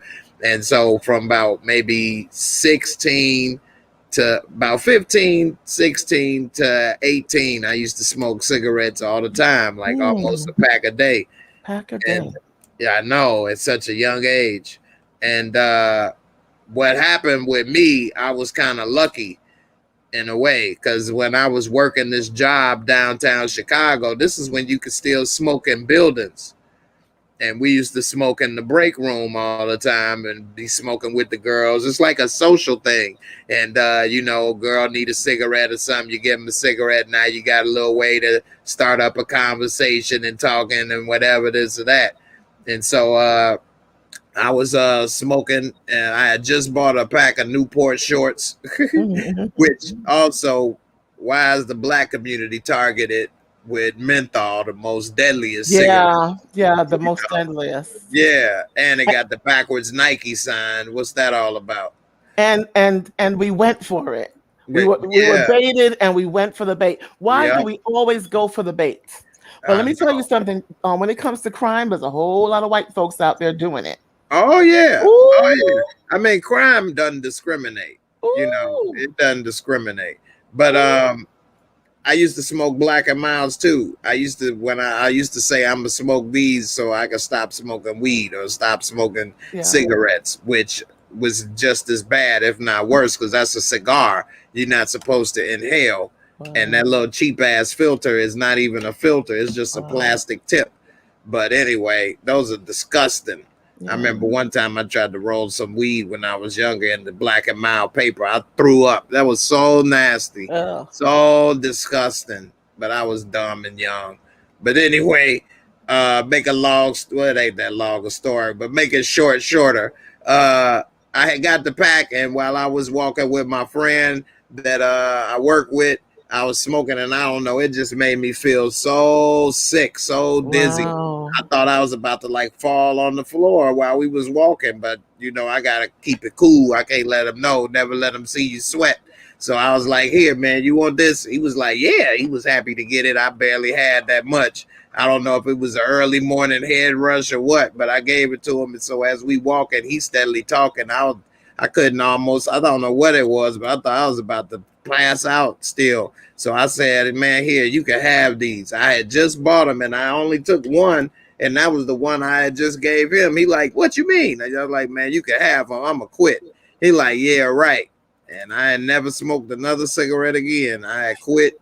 I was lucky to be able to feel that way and quit. I know it's not that easy, but I was lucky in that regard that it made me feel sick to do that, because woo, and that's when cigarettes was $2.50 a pack. In New York, girls didn't want cigarettes and things like that. We wanted other things. You know what we wanted, right? We wanted purse, we wanted diamonds, we wanted gold, we wanted gold chains, we wanted stuff. You know, we didn't want to smell stinky. We want stuff. Right. Yeah. And that's another thing. I hated how my fingers smelled. Oh, yeah. And I hated how food tastes after smoking a cigarette. I could never smoke a cigarette or anything first and then eat. It was so nasty. So nasty. Yeah, so I did quit smoking cigarettes, but I did keep smoking weed for a lot longer after that. So I didn't just stop cold turkey everything, but weed didn't have the same effect on me at the time. But then as I got older, different stuff happened. I really didn't even stop till I got into an accident. And then being in the hospital for 2 months, you can't just start rolling up in the hospital and stuff. No. And then after that, I was like, man, I guess I'll, stop. And then, different things happen, and my situations have changed and different stuff. And so, I kind of got in that way stopped. I don't know if I would have stopped or how I would have stopped with another way. But that did kind of make it stop. Now, certain different things happen, but relapse here or there. But also that could go along with sometimes boredom. And one thing that is really hurtful for a person is if you start this stuff in your teenage years, because that becomes a go-to method for you to cope with certain things, because that's the method you developed as a young person. So if you didn't drink or smoke when you were a teenager, the chances of you drinking and smoking like that as an adult are very slim. But if you drink or smoke, this is according to like statistics and stuff, but if you drink and smoke when you were younger, then the chances of you dealing with stuff and coping with stuff as you're older is higher, because when you were a kid, that's the coping mechanisms you use to deal with stress, or what you use to relax with, or other things. And then the women, we deal with shopping. Right. Yeah, the shopping. As you get older, you still shop and buy stuff to feel better. Yes. Because that's what you did when you was younger. Right. That's the guys true. were smoking and we were shopping. Yeah. So yeah. Hey, what's up, Tamika girl? I missed you. Where you been? Tamika, we miss you. Where you been? Yeah. Hi, Come on through, Tamika. Tamika. So yeah. Well, Definitely. put me on your list, Jay, for that mentoring stuff and building people and stuff. Add me on. Okay. No Hmm. problem. I definitely will. I got to talk with the people. Let me put the link down here because I do have the link. I Oh, already got it set up, but okay. yeah, but I need to. So it's a site, and you can put together different. Let me find it on here. Different programs or packages, and people can sign up, and Oh, it's like already has the prices and different stuff together. It's really actually pretty cool, and I was talking with the people, but it didn't let me. It didn't let me put in a certain thing, so I gotta talk with them and see what's going on because it didn't let me fix some of the stuff I wanted to do, the prices and stuff, but it ain't letting me pass the link. But when I get it together, oh, it does say copied. All right, hold on. I'll definitely let people know. I'm gonna put the link here, and you all can message me, okay. and I'll definitely get it together. But yeah, man. Part of what I was saying about the drinking and smoking, man, in Chicago, you grow up fast. I thought I was being grown Mm. and trying to do certain stuff. And when like that one guy that was talking that crazy stuff about being with kids or whatever, talking about people are a hypocrite because when they were younger, they was with somebody older. Well, people learn from their experiences, you know. And so like I wouldn't want my son to drink or smoke and deal with stuff that way. And it's not, oh well, you're being a hypocrite, you did it. Well, no, I'm No. learning that was a mistake. Yeah, my experience taught me. Exactly. And Run. so my son doesn't do that stuff, and that makes me happy, and I'm proud of him that he not making the same mistakes I made, you know. And he's got opportunities to do better than me. You should want your kids to do Do better than what you better. did. Yeah, no matter how successful you are, you should want them to do better. And so that's what it is. Here's the link right here. I put it in the comments so you all can check it out, Yeah, I and grabbed it. you know, you can let me know about it. Let me ask you one thing right quick before we get up out of here. I couldn't find this one link about the flag stuff. But what do you think about that? I put it in the comments earlier too. I said if you're going to do it for one community, you have to do it for all community. That means you have to include the gypsies and you have to include the Indians, because remember when you told us to go watch the series, terminate all the boots, or was it Brutes, yeah, exterminate all the exterminate brutes. all the brutes? I watched all 4 parts. It Okay. was really good, wasn't it? Right. It was really, really good. I mean, it taught me more than eyes on the prize. Yeah, yeah, Woo! it's really good. I It's mean, he really went good. around the globe. He It did. was He went on the floor. outstanding. Yeah. Yeah, and it's really deep. Like how, like I didn't even realize this. Like why are all American military helicopters and stuff named after Native American tribe? Correct. You know, and How insulting. How insulting. yeah, yeah, that was something else. And yeah, I'm gonna put it up here since you know, some people Yeah. may not have seen it, but definitely you should check this out. I played 2 parts on Twitch. Oh, Uh, I missed it. you didn't see when I played it? I don't know. I try Oh not to yeah, miss my movie night. Movie night is the last 2 weekends or the first 2 weekends. Oh, the first and the last. the first and the last weekend. Okay, Yeah, that's easy to remember. right. First and the last. So movie night will be tomorrow because it's the first First, weekend of the okay, month. first and the last. Okay. Right. So we First only and the have, last. so this month we only have one movie night. No, it'll be 2 because whatever the last weekend is, then I'll do it. Okay, that's the 25th. Okay. Yeah. So yeah, it may not be 2 weeks in between. That's all. It may just Yeah, be 1 week in between. but I'm But ready for a discussion on that one. I'll rewatch it too. But yeah, that was I don't know if it's still on. I played it before I told people to watch it. well, Jay. You know I have those Yeah. stations that I go to. Right, right. But Hmm. for those who are here and don't know about this, check it out. It is definitely a good one. Oh my goodness.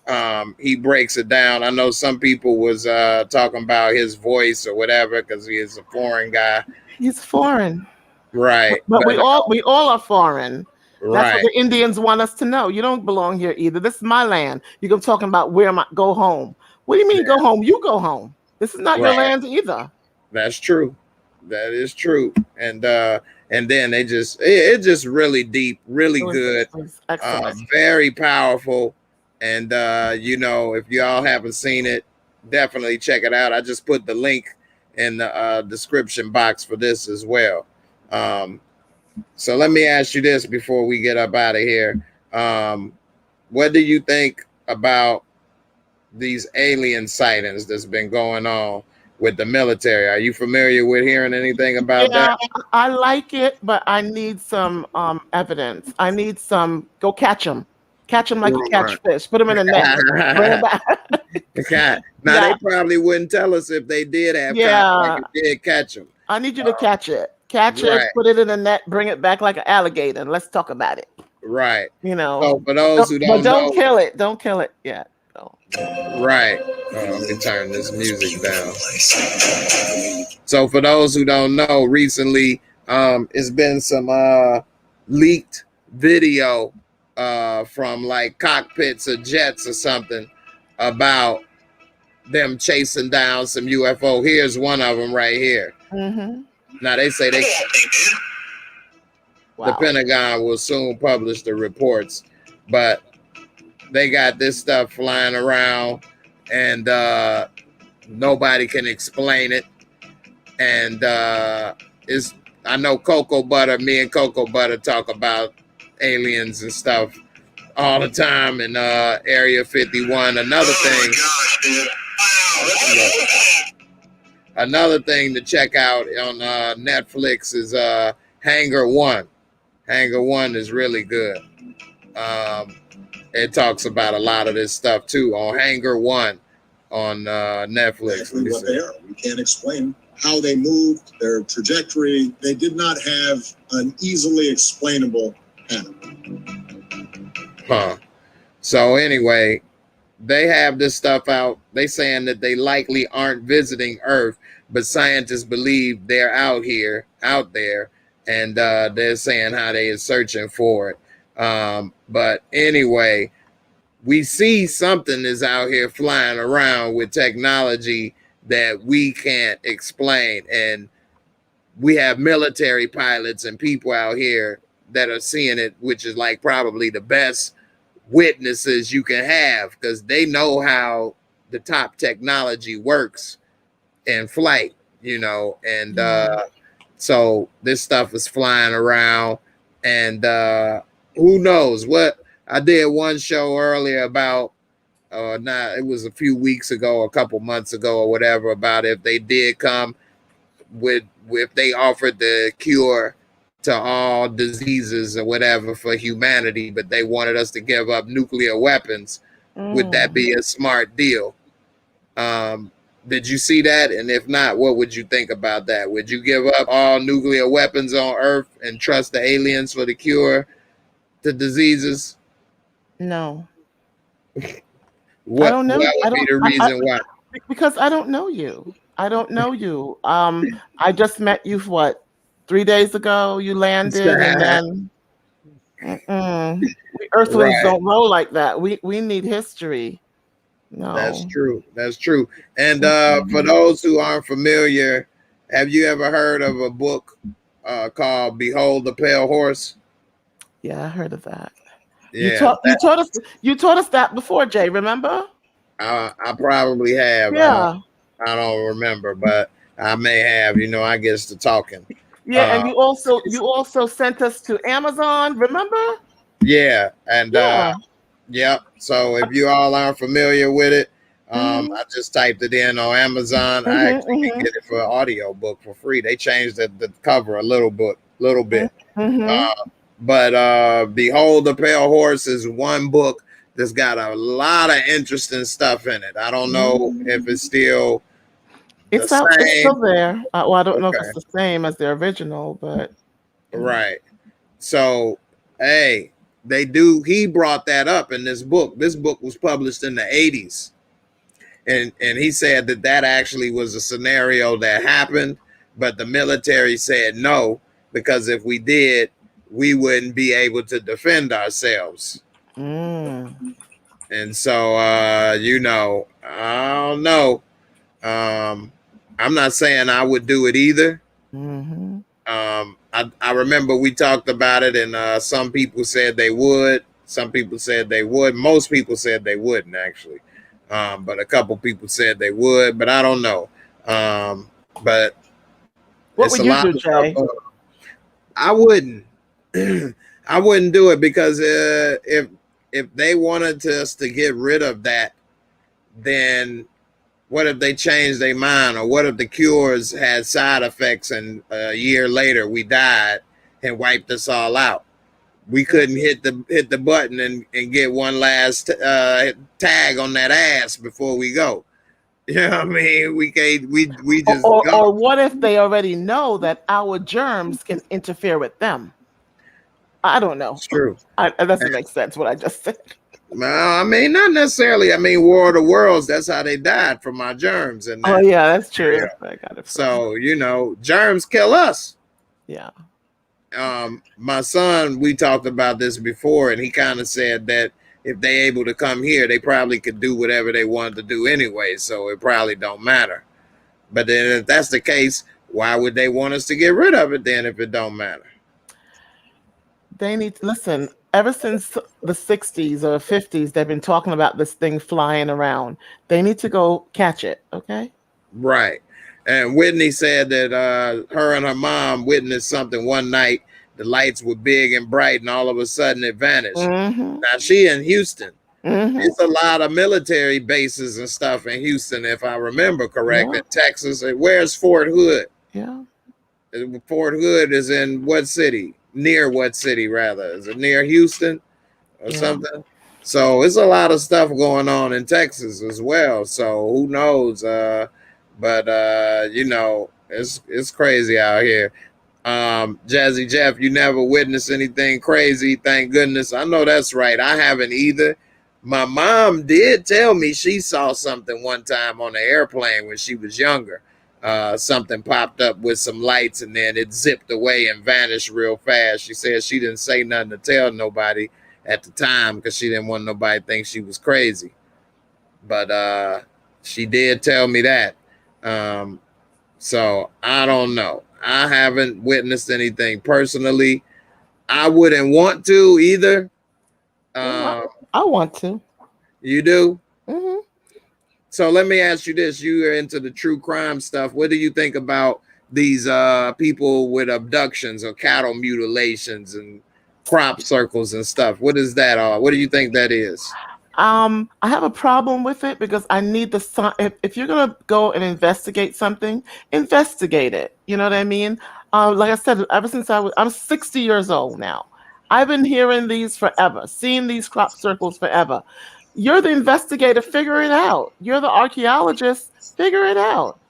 Or just call it what it is, a hoax or something that we have not discovered on the planet, like the stones.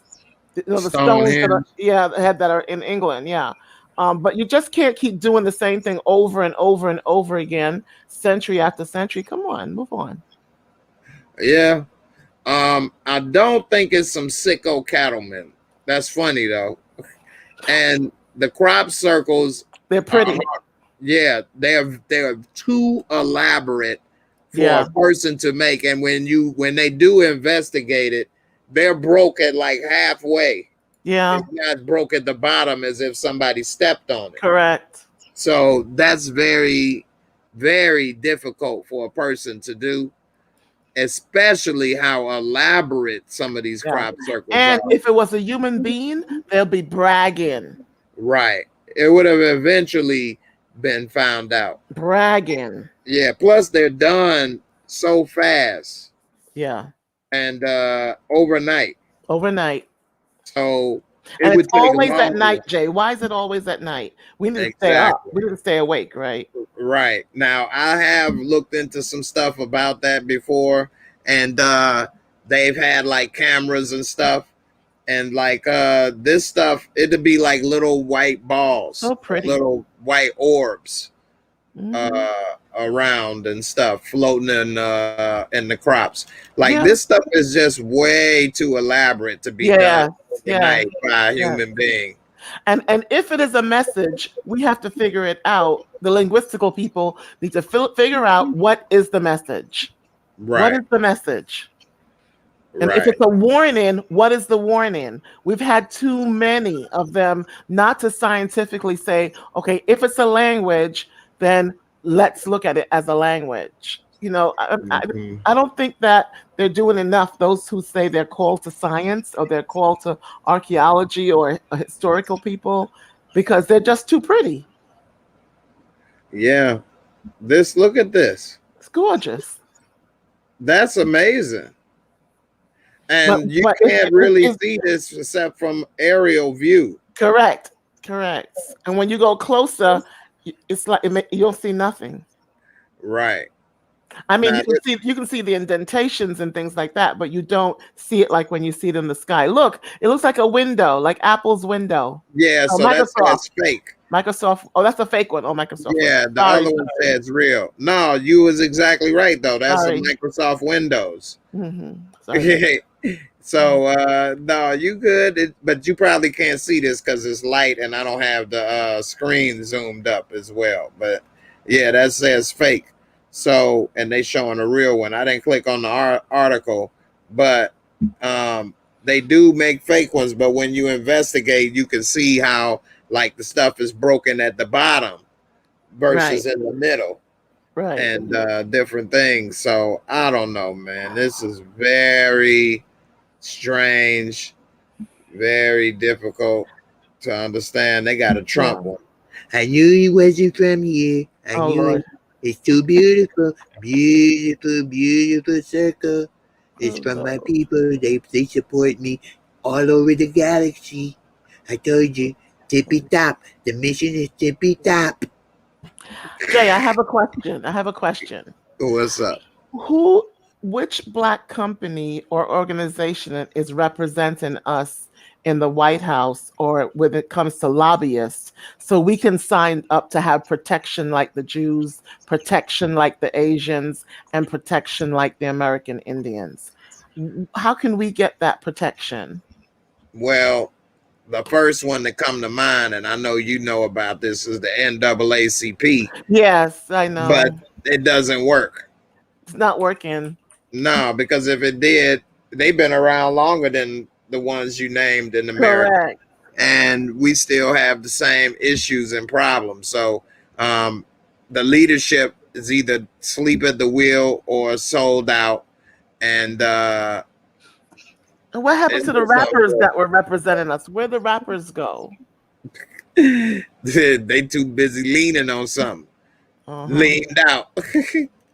What rappers? Oh, Puff Daddy saying get out the vote. Oh no, not him. The other one. Look, Jay, this is serious. We need that bill passed that we are protected. You know, one thing you say rappers, the one thing that I will say that would have happened by now if they wasn't killed, if he wasn't killed, is Tupac was talking about starting his own political party and starting to do stuff. And had he lived to be 50 or 60 years old, I think he would have started stuff like that and started mobilizing people to vote and to start to do certain things. And I don't know. What do you all think in the comments? If Tupac had lived, do you think he would have eventually got the political party going and started getting into office, run for Congress, run for government, president, governor? Who knows? But I definitely think he would have started to make a real difference. But unfortunately, we never got to see that. And I'm not saying it as if like I was a Tupac fan or this or that. Right. I liked him, but he was saying this is what he wanted to do. You know, he was saying that he wanted to start a party and do this and that, which, you know, was a big bold move, especially for a rapper back then. So I don't know. Biking Cat said rappers worship violence. Whitney, surprised you say rappers. Rappers today, for one, rap is a young man's game, which is stupid because we still see you know, Aerosmith and all of these guys on tour and they 60, 70 years old selling out. But the number one tour or band was Rolling Stones. How old are they?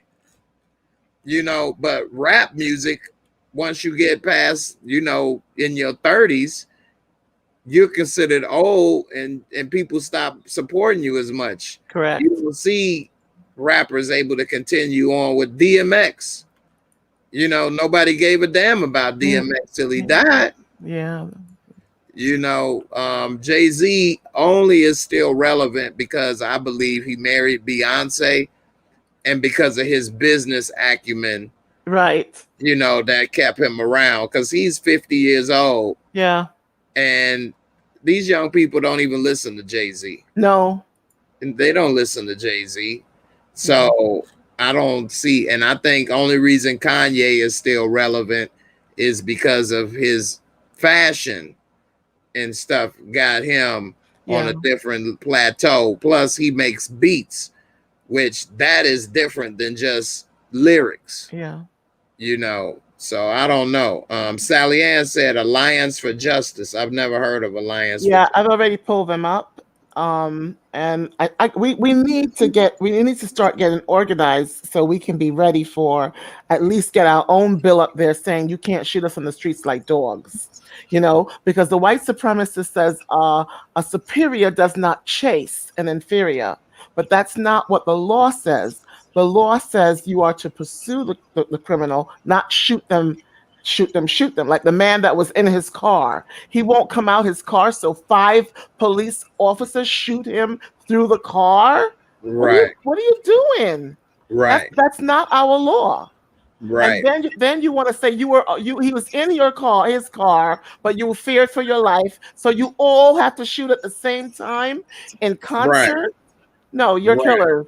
That's not a cop. That's Cops don't true. behave like that. Cop protect and serve. That's not protecting. That's not serving. That's a killer. Definitely. And also, since when did everything become a death penalty? Oh, I don't know. That's true. Dead or alive, right? You're coming with me. Right. Exactly. RoboCop. Yeah. You're supposed to be innocent until proven guilty, I thought.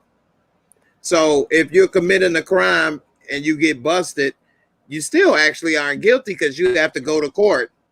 Correct. And be convicted of it. You're not supposed to be executed on the spot. Even if you're running, you can be apprehended, but they're not supposed to shoot and kill you, especially if you're running away. They shouldn't have to fear for their life. You're not coming towards them. I don't get that. Right. You know, like I said, I can't call you a police officer because that is a high valued title when you don't behave like one. I'm not judging you.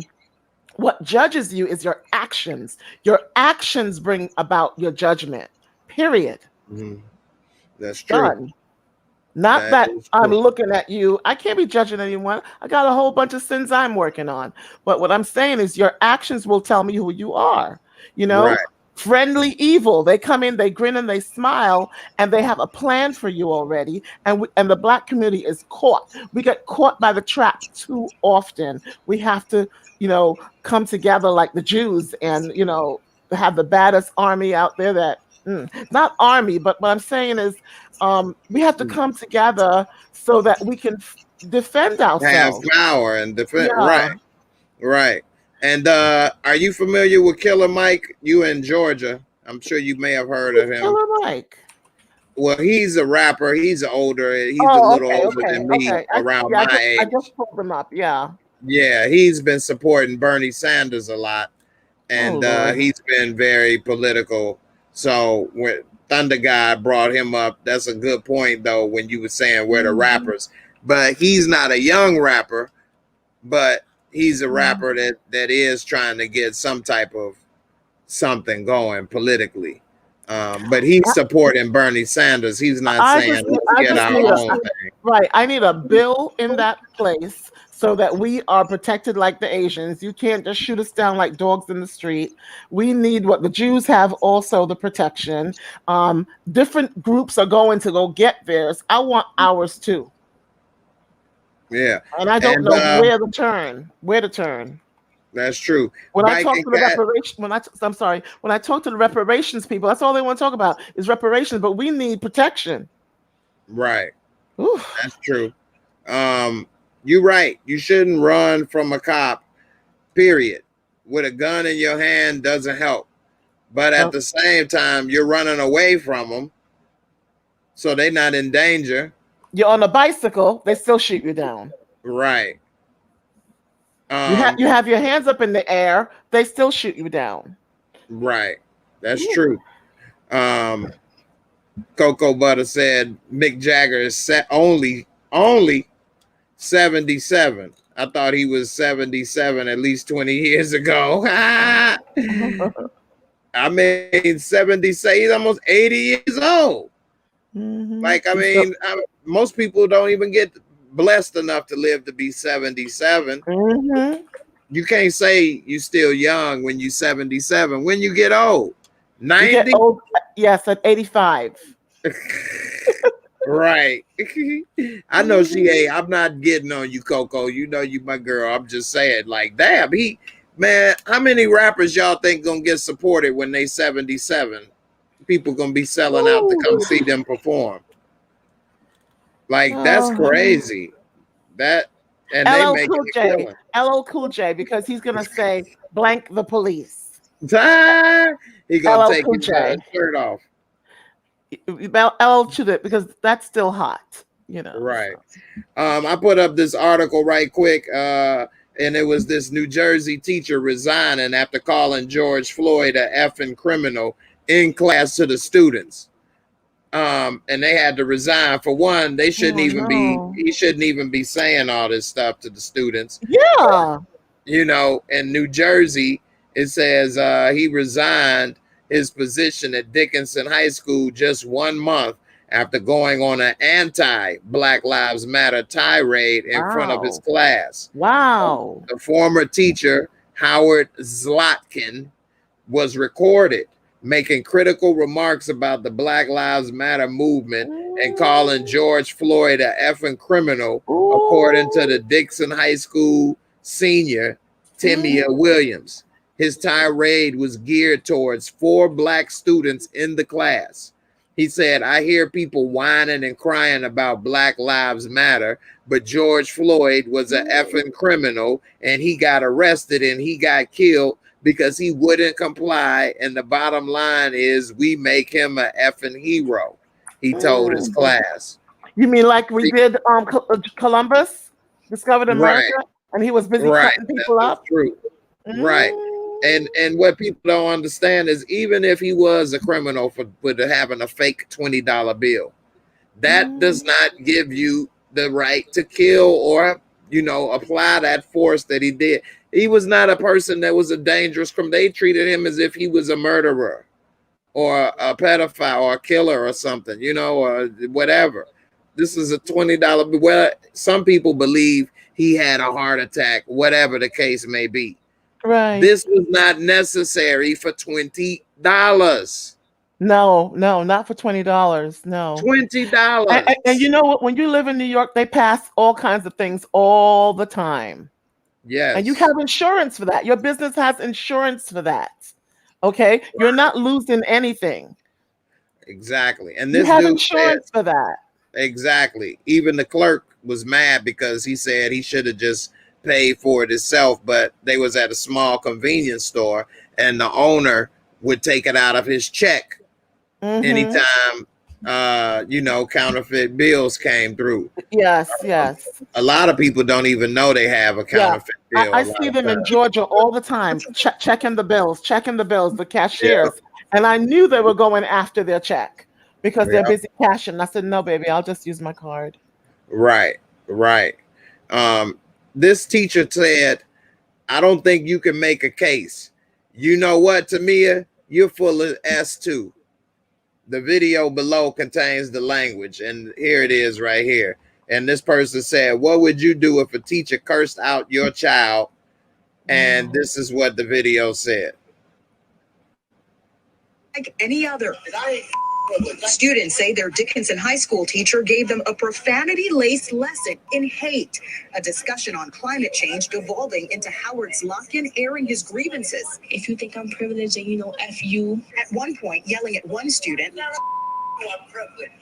Tamia Williams, a 17-year-old senior, said the landscape and design teacher seemed to focus on Black students, saying this about the killing of George Floyd. I hear people wanting army Black Lives Matter. But George Floyd was a criminal that was being arrested. Just picked 4 girls that, you know, they were Black too. And he told them, like, you know, I want an essay from you guys. But Tamia and her mother What? say they immediately contacted school officials and the Board of Ed. Who does that? Who would curse?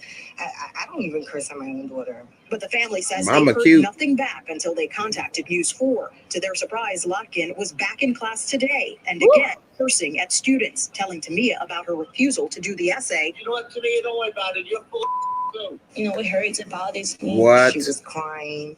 She came to me. She Wow. called me and she tells me, Mom, why is it that there is a problem with my skin? The district saying late today an investigation is underway and that Zlotkin was removed from teaching, explaining the school was in the process of taking statements from students today before proceeding with disciplinary actions. And then the second video surfaced. The teacher will not have access to students or the school as we proceed. We are appalled by the statements, profanity, disrespect, and treatment of students. We emailed Zlotkin and visited his listed address. Hello, you've reached Howard. Even left a message on his voicemail, but did not receive a response. I just hope he doesn't teach at all. In Jersey City, Jackie Beckford, News 4, New York. No, he shouldn't be teaching. Friendly evil, Jay. Friendly evil. Yeah, you're right. You're definitely right. Mhm. So I'm gonna get ready to wrap this up. 10 more minutes. So Good night, and thank you all. oh, no problem. Anything else you want to say before we get out of here? Let me put your channel back No. up here. I'm just real grateful that you guys are going to support me because it is scary out here, Jay. You should have told me how scary this was. Yeah, I know. Definitely for young ladies and stuff. You got somebody saying and doing this kind of stuff. That's just not acceptable. But Jay, in Georgia, the parents curse at their kids. But that's New your York, parent, they- though. But no, you don't curse at the future. No, I mean, I've cussed at my son. I'm not gonna lie. no more cussing at him. The If you world tell us- don't cuss at you. I don't want. I think the kids today are a little too sensitive. Everybody thinks that they're so Sensitive. special that that's where this cancel culture is getting out of hand. You said a Okay. bad word. You offended me. I'm jarred. You don't need a channel. You don't need this or that. Yeah, that's true. So that is a little too much. Like bad words, like they say, sticks and stones break your bones, but words don't never. Yeah, words can be hurtful sometimes. It's not that simple. But at the same time, you have to be stronger than that. Like I say, people have told me a lot of stuff too. I wouldn't be here right now if I can't stop them from saying that stuff.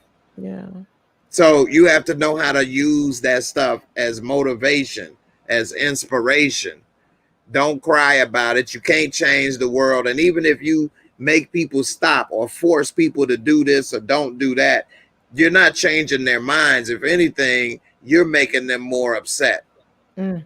You're going to make people more upset or more angry, and they're going to lash out in a different way. We got too many damn mass shootings as it is, and people are going nuts and people are frustrated, and you can't control everything somebody says or do.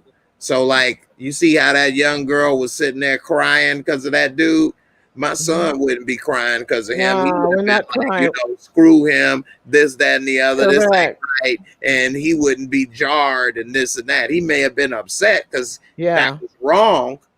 But my son is tougher than that now because I done got on It's him. not only that, but not saying that's right, but the world ain't right either. Right. And that little Olive girl, she should have been taught a long time ago when she was little that her color is going to be offensive to some people. You shouldn't be getting it now. She should have learned how to handle it. And that's the problem I have with a lot of these black kids. What, nobody told you were black? You don't know your history? You don't know nothing? You never seen Eyes on the Prize? Right. What I are had you to doing? watch that in school in Black History Month. A lot of people, like I learned here though, a lot of these people don't know anything about, they don't even know the Black national anthem. Yes. They never even heard of Lift Every Voice and Sing. So, you know, people think sometime in different places, and I don't know if they don't know this because of that, but as a parent, you're supposed to prepare your child for everything that they're going to come across. Of course, you can't do that, but that's your job to prepare them to make them as best well-rounded and suited. You need to learn how to cook. You need to know how to read, do math. You need to learn how to be able to learn and be adaptable. You need to know how to fight.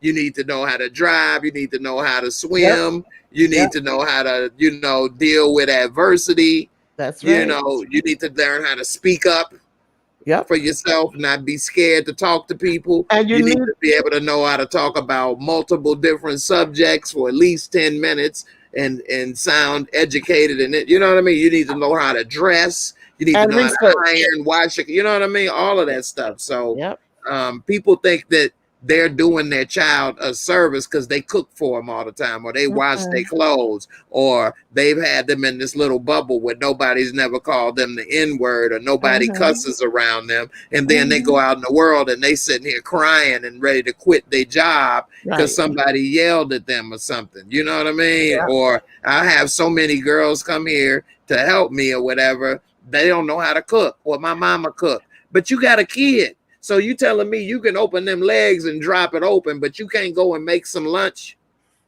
Like, you got a problem. Yeah. So you can get it hit from the back, but you can't make me a sandwich. You know what I mean? You can drive a car and you can do this and that, but you don't know nothing about politics or the stock market or religion, or you never heard of Lift Every Voice and Sing. Yeah. You know, you afraid to get on the airplane. This one girl I was with, I was at the BMV, and I got a family member that worked there. So when I got there, I got to skip the line and went right in and did what I need to do. And so I had to come back again next week. And she was like, oh man, I got to come and do this, that, and the other. I'm like, well, you know, when I come back next week, you can get it done. Oh, I can't do that. I'm like, why? Because I got to have my mama with me. This person is like 22, 23. I'm like, where you need your mama? She got to sign some stuff. No, I just don't go nowhere without my mama. Really? How in the hell could you say some shit like that out your mouth at 22, 23 years old? You can't go to nowhere without your mama. You can't go to the license branch without your mama. Your mama need her ass whooped. How did you have your child grow up to be 22, 23 years old and can't go nowhere without you? How was you raising a productive human being this way? You know, and how is this possible?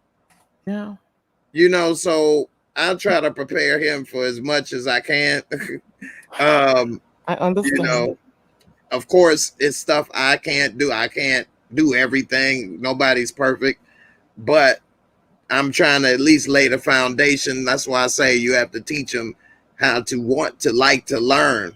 And be adaptable. So my son has a love for knowledge. So he's not afraid to learn new things. That's like one of the things he likes to do is learn new things. It's always going to be new things to learn.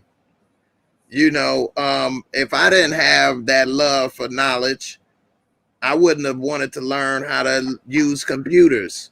Right. start a YouTube channel and Right. green screen. You know what I mean? I wouldn't have wanted Right. to learn how to get into the acting business or Right. learn how to invest in the stock market and learn how to do like real estate and all this stuff. I've learned this on my own.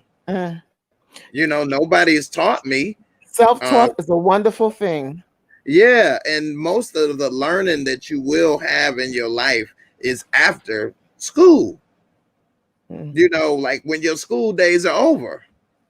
Yeah. You know, I've probably learned more stuff since I was in high school and grade school and college than I did there. You know, I've been out of school just as long as I was in school. You know, I'm now about to be 43 this year. And I went to school for 21 years. I've been out of school for 22 years. So, you know, I've been out of school just as long as I was in school. And, you know, yeah, I learned how to read and write and do all that stuff in school, but I've learned a whole lot of stuff as well that's helped me to the point I am now. So you have to have that balance. And just like I teach him this stuff, like I was saying, you said a periodic table, I put that stuff there, learn this, learn that.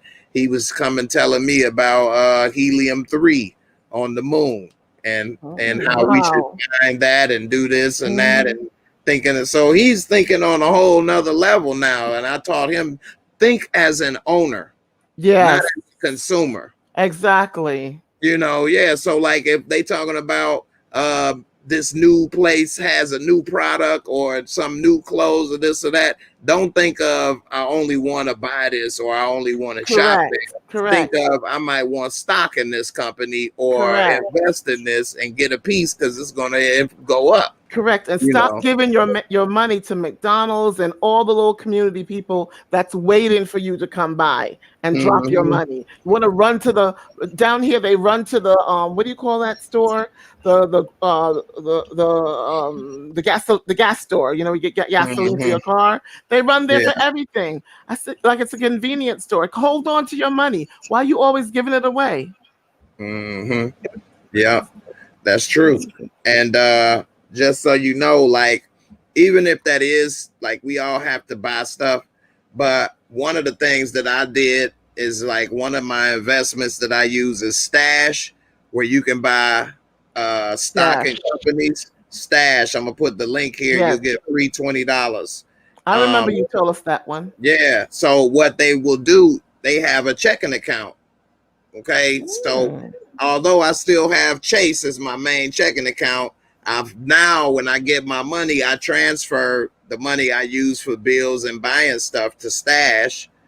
And every time you shop somewhere, they give you free stock and whatever. So if you do go to McDonald's, you get free stock at McDonald's when you make that purchase. You go to Best Buy, you get free stock in Best Buy. You buy something on eBay, you get free stock in eBay. You buying food from DoorDash, you get free stock in DoorDash. You buying with that. So you go to the little wig store over here, or you go in the little fried chicken. Well, they don't have stock. So what happens is you can choose where you want your stock to go when you buy and make purchases at places that don't have stock. So I have mine going into corporate cannabis. So is when I buy stuff there, that money goes to the corporate cannabis stock. So I'm getting money in like Tilray and different things, and it's all for free. Now it's not like you getting $20 or this or that, but you're getting, $1 or whatever. It adds up. You going to shop there anyway. Yep, you're going there anyway. You're going there anyway. It's not costing you anything. Not costing you anything. And you get in stock. If you go to buy you a steak at Longhorn Steakhouse or Outback, you get stock at Longhorn Steakhouse and Outback, Darden restaurants. Yeah, when you buy gas for your car, you get in stock in Marathon or in Speedway or BP. So like I buy this stuff and I'm getting all this free stock, and you can do roundup. So say it's 50 cents that you would have got in stock, you can have it rounded up to the nearest dollar. you'll be surprised how much this adds up over time. And then you can always put in money. You don't have to pay the whole amount. For example, Amazon is like $3,000 a share. You can just put $50 worth. You'll get $50 worth of Amazon. It's better than nothing. Yeah. You know, it's better than nothing. So, you know, too many of our community don't have any investments at all, don't have hardly any savings, definitely don't have 3 months worth of savings like you should, or 6 months. And the ones that are making the money, they don't even turn around and look at us. They just keep going. Yeah. So I put the link in here in the comments. Definitely check it out. You'll get a free $20 as well when you sign up. I know Whitney signed up. So anybody else sign up. It's definitely interesting to get free stock and have part ownership in some of these companies. I see what you're talking about with these rappers. I don't even know who these people are. I know, right? You will learn. Right. Your son will tell you. Right. I don't even know these dudes, man. I'm so far out the rap music game because looking back on it, most people listen to music when they in their car. Mm-hmm. And since I don't go to work and drive like I used to, I don't listen to music as much as I used to. Especially, I never liked listening to young people telling me they little, like, what are they gonna tell me? You know what I mean? Their experiences and music is not the same as what I would listen to. Like, they're not gonna tell me about dating advice or their dating experience about how these women ain't this or ain't that, and stuff. So I get it, but yeah, I'm looking at this. I just put the link. It's called DJ Small's Eyes 2. He got 1.1 million subscribers, almost 1.2 million subscribers. All black kids. Yeah. Wow. These are the rich ones, okay? These are the ballers. These are the ones that are doing it. Wow. But I'm gonna try to see Shawanda can interview them or whatever, because I want to bridge the gap, you know, because I've been trying to get interviews with more famous people, actors and comedians and stuff. But one thing that you and people like Sharonda have going on is right now is the time for black women. You guys get a lot of shows, a lot of support. Don't nobody give a damn about black men right now like that. Nobody is like responding to come. But black women, they got, like, it's the Black Lady Sketch Show, Z-Way, it's this new thing, Pause, with Jay, whatever her name is. Like, every time I look up, it's a new sister with a new show or a new project, or people coming to support black women, strong black women, or, you know, Black Lives Matter is run by black women and they getting all the support. So right now is the time for black women to capitalize on anything more than ever. Nobody's really supporting the brothers like that. Well, you know, I remember when my mom was growing up, she would go get the job, but my dad had to pull back because they would hire her, but not hire him. Right. And sometimes it was more him doing the support in the back, not those dads that are in like 2021 that want to stay home and do nothing, but you know, another form of support. Yeah. Because society sees a black woman as less threatening. Right. As a black man sometimes. So they rather have a black woman working or doing this or having whatever. Good to still have the black man behind you, because he knows how a white man's gonna think and he knows how a man's gonna think. So you still need that behind you to say, okay, let me ask Uncle Ralph. Right.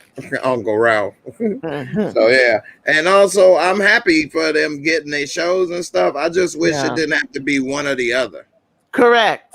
You know, that's why we have to work together in a way that it is not one or the other, because somebody has the brains, the other person has the looks, you know, and working together is good. You know, I don't have no issues. Yeah. I mean, I know some sisters that have just started a channel and they got more subscribers than me now. Yeah, And yeah, stuff, you know, and it ain't like they work harder. yeah. So, you know, And plus, you know, nonsense, yeah. nonsense. Yeah, so it is what it is. I ain't hating, you know, go for it. I think this is like, you know, you want to do all this stuff, now is the time. And any other person out there listening, you know, now is the time for you. And I'm not saying if you you know, black man or, you know, whatever, that don't try and do this or that. That's not what I'm saying. I'm just saying, you Yeah, know, it's still kind of the same for for what we got to go through, you know, right. the same obstacles. The door ain't as open as wide necessarily, but it's not closed either. Not close. You know, so, you know, get your foot in and do what you can. And, you know, everybody else, you know, they can still do whatever too. Like, I'm not saying that's the one thing that sometimes get misconstrued with some people is just because one person or one group is trying to come up doesn't mean that they trying to take away or put down Correct. another group. You know, we can all rise together. You know, so if the Asian community, just like it's a lot of people in the Asian community getting shows and having opportunities Yeah. now and stuff. Yeah. So that's great. You Mhm. know, that doesn't, I don't say, well, damn, I'll never get a show now. You know, Gotta just launch out, right. It's enough opportunities and enough things being created and enough people trying to do stuff that everybody can support. So many people, Yeah. you know, it's over 300 million people in the US alone. Woo. You know, 300 million. That's enough for everybody to do something. You know, we could all work together. We could all support each other. We can all build together. And that's just in the US. You know, on Earth is what? 7 billion? 7 billion people. Wow. And with the power of the internet, this is worldwide. Like right now, this broadcast is on YouTube.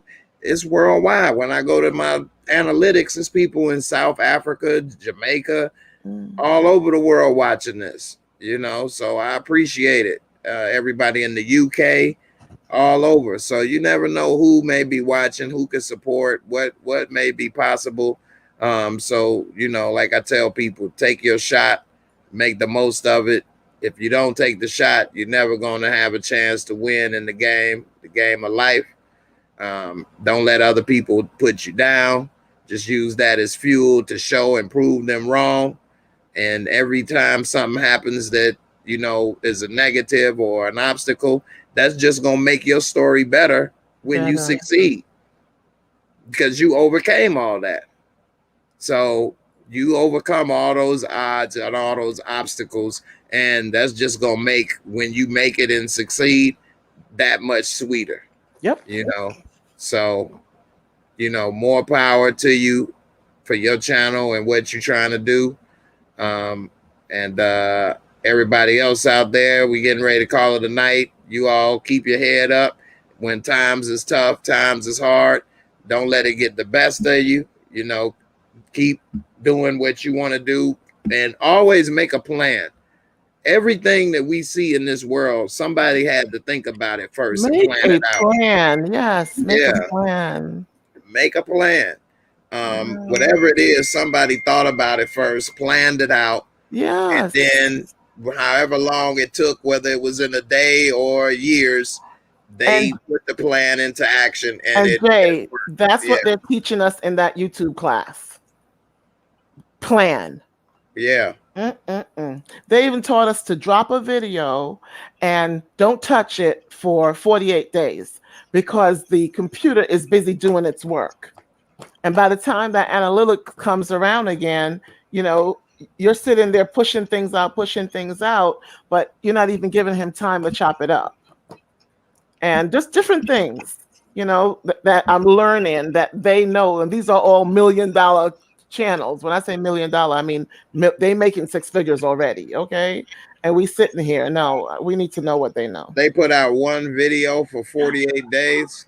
No, 2 videos a month. 2 videos a month. Wow. I can show you some of the stuff that I'm learning. I'll show you. I'll just send it. That depends on the channel. And You what you're guys would have and forgot what about me if yes, I put out two.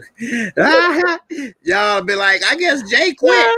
yes, yes, The shy be over. I'll still be on yes. episode 2 and shit. Like, oh no, the analytics is working, y'all. It told me I ain't shit. I guess they was right. Damn. Yes. And Do they, one live every 2 months. They'd be yes, like, man, I would yes, have nobody support yes, me, no yes, patrons. yes, yes. So, you know, So, every so channel is a little different. yeah, so this weekend, because I have no content, my step out is a little different, and because I'm not showing my body or I don't have that kind of, whatever, some of the women can get away Show with that stuff. body. Woo! That body can do it for you, honey. On Hey, YouTube. I'm saying, like Yeah. Queen Latifah, give me body. Don't make me wait. That's old. Oh, you're wrong. You're wrong. Yeah. But yeah. Everybody, they forget about me now, so I damn sure can't wait that long. No. For people, actually, it's very interesting. That's all I can say. But Right. also, they talk about really getting your team together. Don't do it all by yourself. Get a crew. Man, And I've been trying to get somebody to help me for years. I'm by myself like crazy. It can't be a distant crew though. Mm-mm. Yeah, see, I haven't had really nobody help me since I've been doing this. Yep. And I still got to overcome all the little, physical problems and pain issues and stuff. But I don't try to cry about it. I just try to do. Nobody asked me to do it. Nobody making me do it. I chose to do it. So, always be aware of what you get into. That's what I tell my son. You want to be the dope man? Okay, well, you better be aware of what you're getting into. That's what you chose. So I chose to do this. I got to be aware of what I'm getting into. So it is what it is. It is what it is. Yeah. But I appreciate you for coming on. And like I say, more power to you. And everybody, thanks for watching. Thanks for the support. Sally Ann, thank you for the super chat. Everyone. Yeah, definitely. Hey, and everybody, if you're watching on Facebook, don't forget to hit the like. And on Twitch, it is a little option where you can actually make clips of my videos for free. And it's real simple. So if you find, parts of my videos you like on Twitch, they have it where you can make clips. I've seen you make clips of my video, One Journey on there. On Twitch. Yeah, I saw you do that. So because when you do make the clips, it posts to my page. Oh, okay. Yeah, so and I appreciate it. Don't get me wrong. Yeah, so I like that. Everybody, you can make clips, what you think is some of your funny moments or favorite moments. And hey, that's one way you could be interactive and a part of the show as well. Yes. So hey, I appreciate everybody. Don't forget to hit the like. Check out One Journey and true crime stories. It'll be out once every 48 days. No, I'm joking. I'm joking. No, that's for people who have content. That's right. I don't have any content. Yeah. Right. They'll be launching this weekend. Right. Well, hey, I appreciate you for coming by. Everybody, thanks. Hey, who said what's up, Spartan? Thank you. How you know I'm a Spartan? That was what my my mascot at my high school. We were the Spartans. Wow. Yeah, we was. This is Sparta. This is Sparta. Okay. What's up, Hassan? How you doing, brother? Appreciate you coming through. Yep. 96, man. That's the year I graduated, man. Time flies, man. Been out of high school a long time. I know who you are, man. I ain't got that old where I forgot, but I appreciate you, man, for stopping by. And that just go to show you never know who watching, man. You never know who may be there to support you. So, hey, just go out there, do what you need to do. And, if it's supposed to happen, it's going to work, man. But it ain't going to work if you don't try to do nothing. You gotta go out there, put your plan into action. So, hey, I appreciate you for coming through, Hassan, and everybody else. Appreciate y'all. Coco, One Journey, everybody. And y'all be safe out there. You too. Peace. Peace.